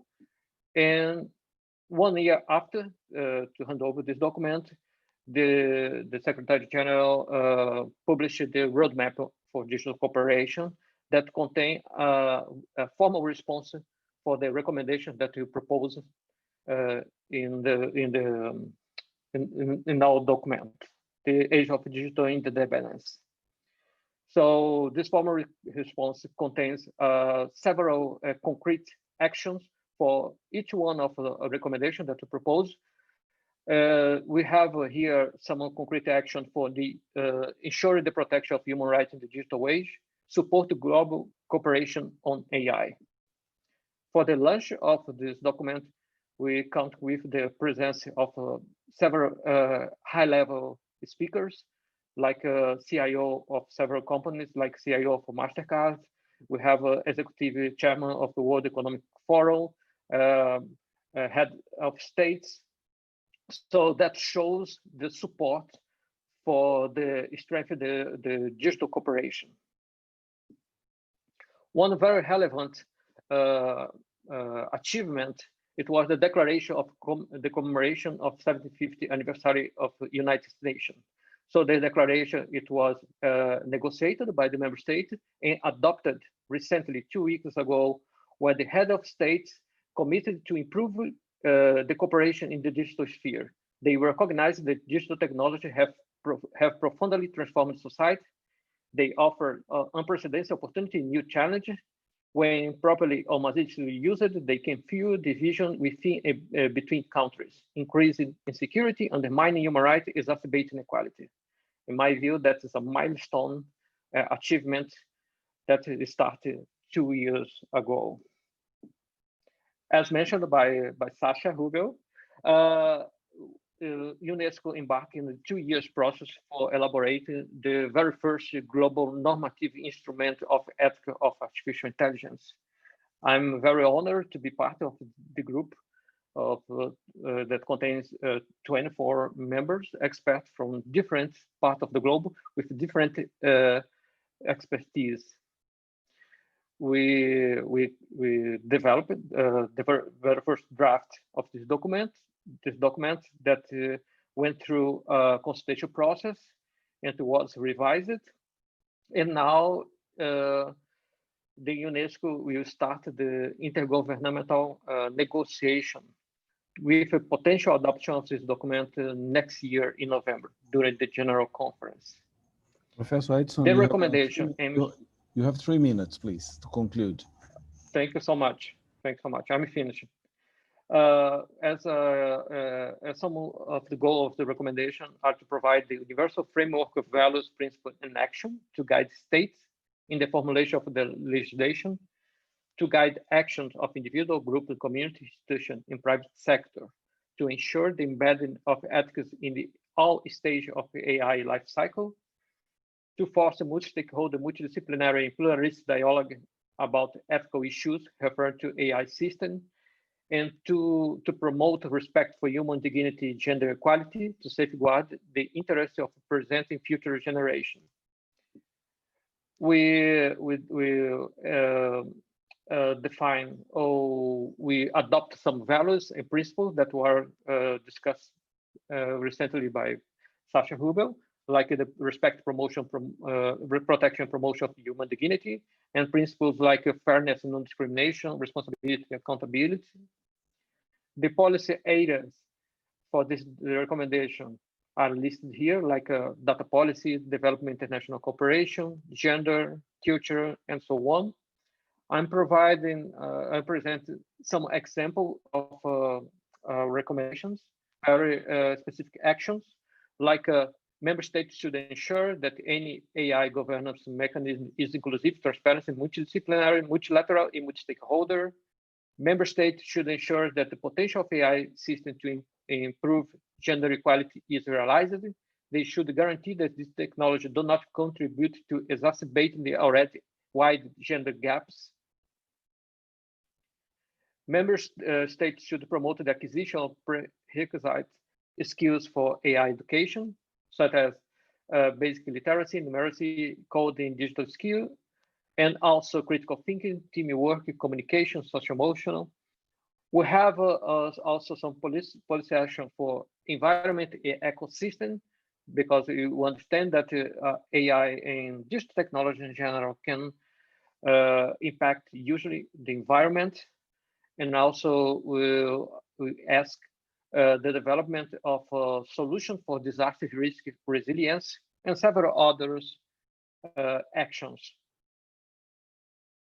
So the next step are this negotiation among member states, and with a possible adoption of this document in next year in November.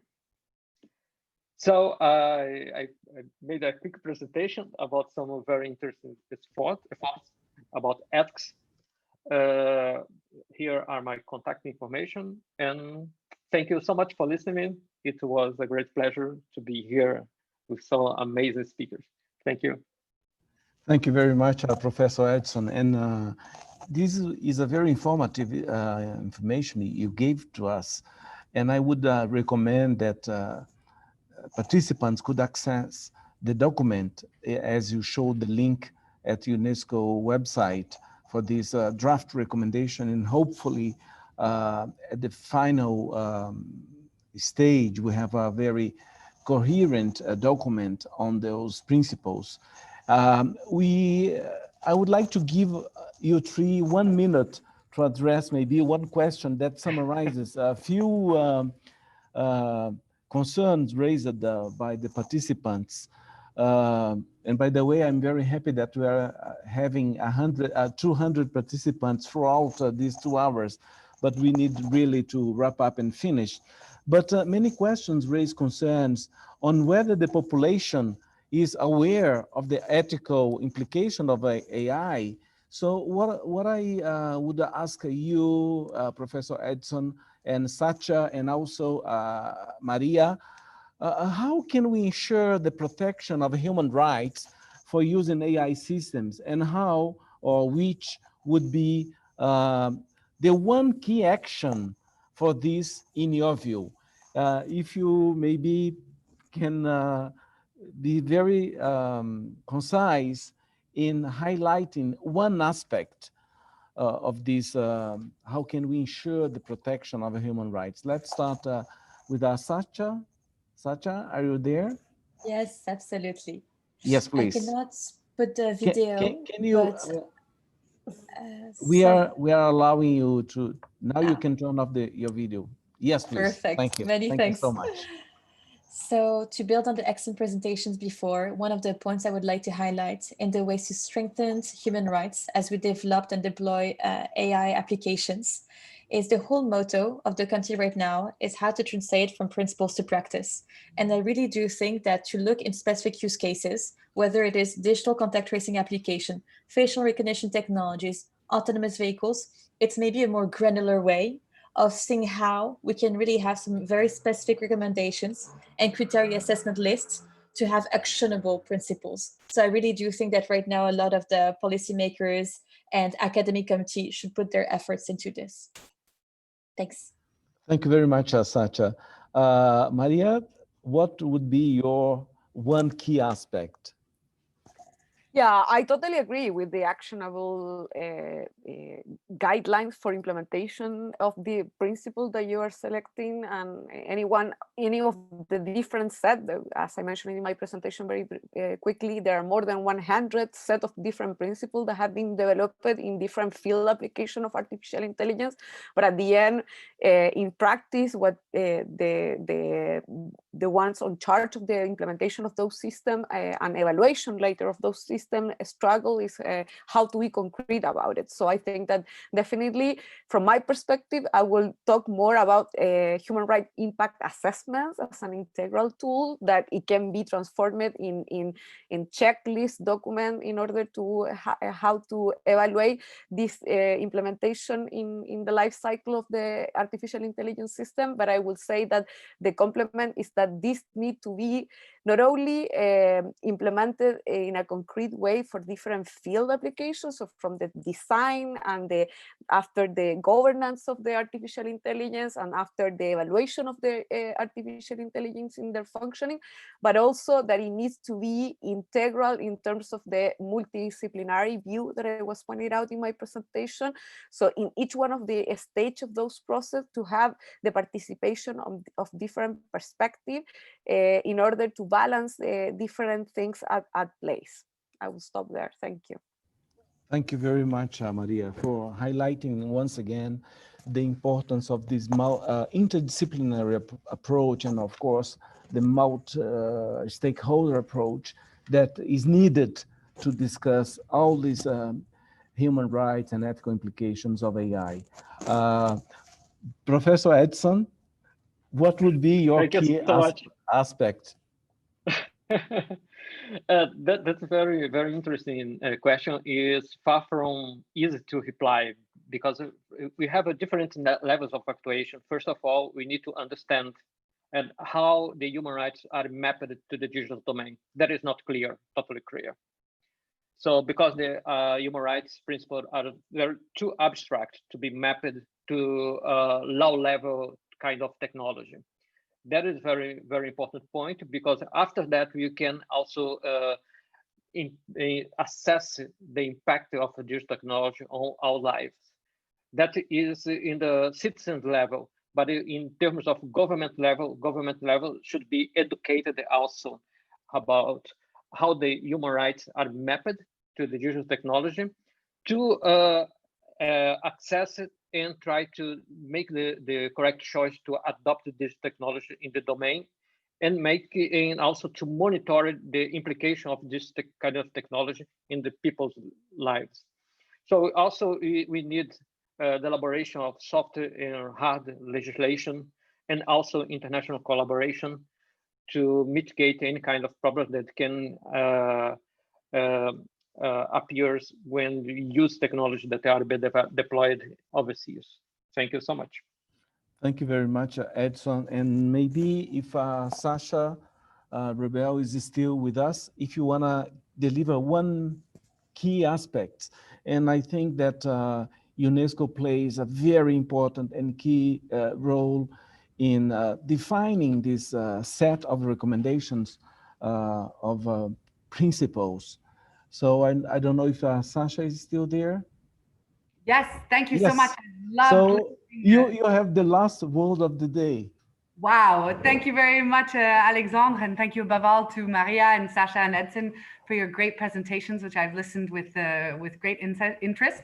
There are a lot of overlaps of what UNESCO is doing, obviously with Edson and Sasha, with whom we're working closely in the framework of the recommendation, but also very important insights. And if I had to close on something, I would reflect what Edson just said as it concerns the necessity of soft and hard approaches, both as it concerns standards and principles, but also, again, the need for capacity building tools to translate these principles into practice. And this is a combination of literacy, of trainings, and of measurements. And I would end here again with a call to the need to measure, because echoing what Edson said as it concerns I would not say, in fact, that it is impossible, but I do acknowledge the challenge of translating these very macro level principles of human rights, but also of ethical principles into practice. Again, echoing what I said earlier about, how do you measure trust or explainability, but also how do you define trust and explainability?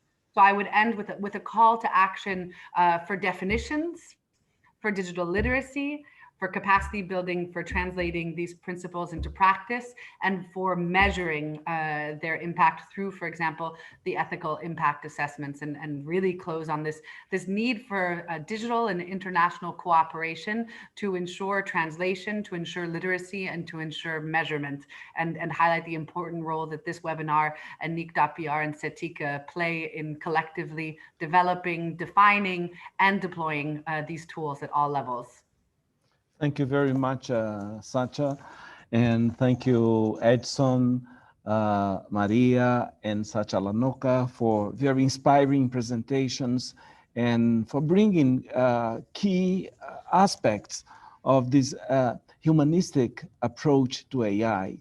And I will now close our session, but before, I would like to say that tomorrow we have our second day of this webinar series. And tomorrow is going to be on public statistics on artificial intelligence. Our keynote speaker for tomorrow is Luis Aranda from OECD in Paris. And we have also 3 invited short talks from Eyatar Kirchberg from the Central Bureau of Statistics of Israel. Then Mark Urbar from the Statistics Canada, and Pierre Montagnier from OECD. They will bring their approach for really practical issues on how to measure AI. For instance, how companies are using and adopting those new technologies.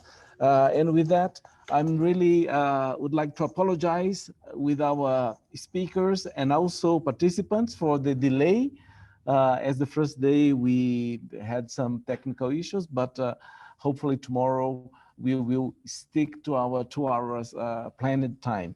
With that, I would like to thank all of you for your participation. Sorry that we could not address all the questions that we had from the participants, but this shows the level of interest that participants have in this topic. So thank you very, very much. Have a good day, good evening, and hope to see you all tomorrow. Thank you very much. Bye.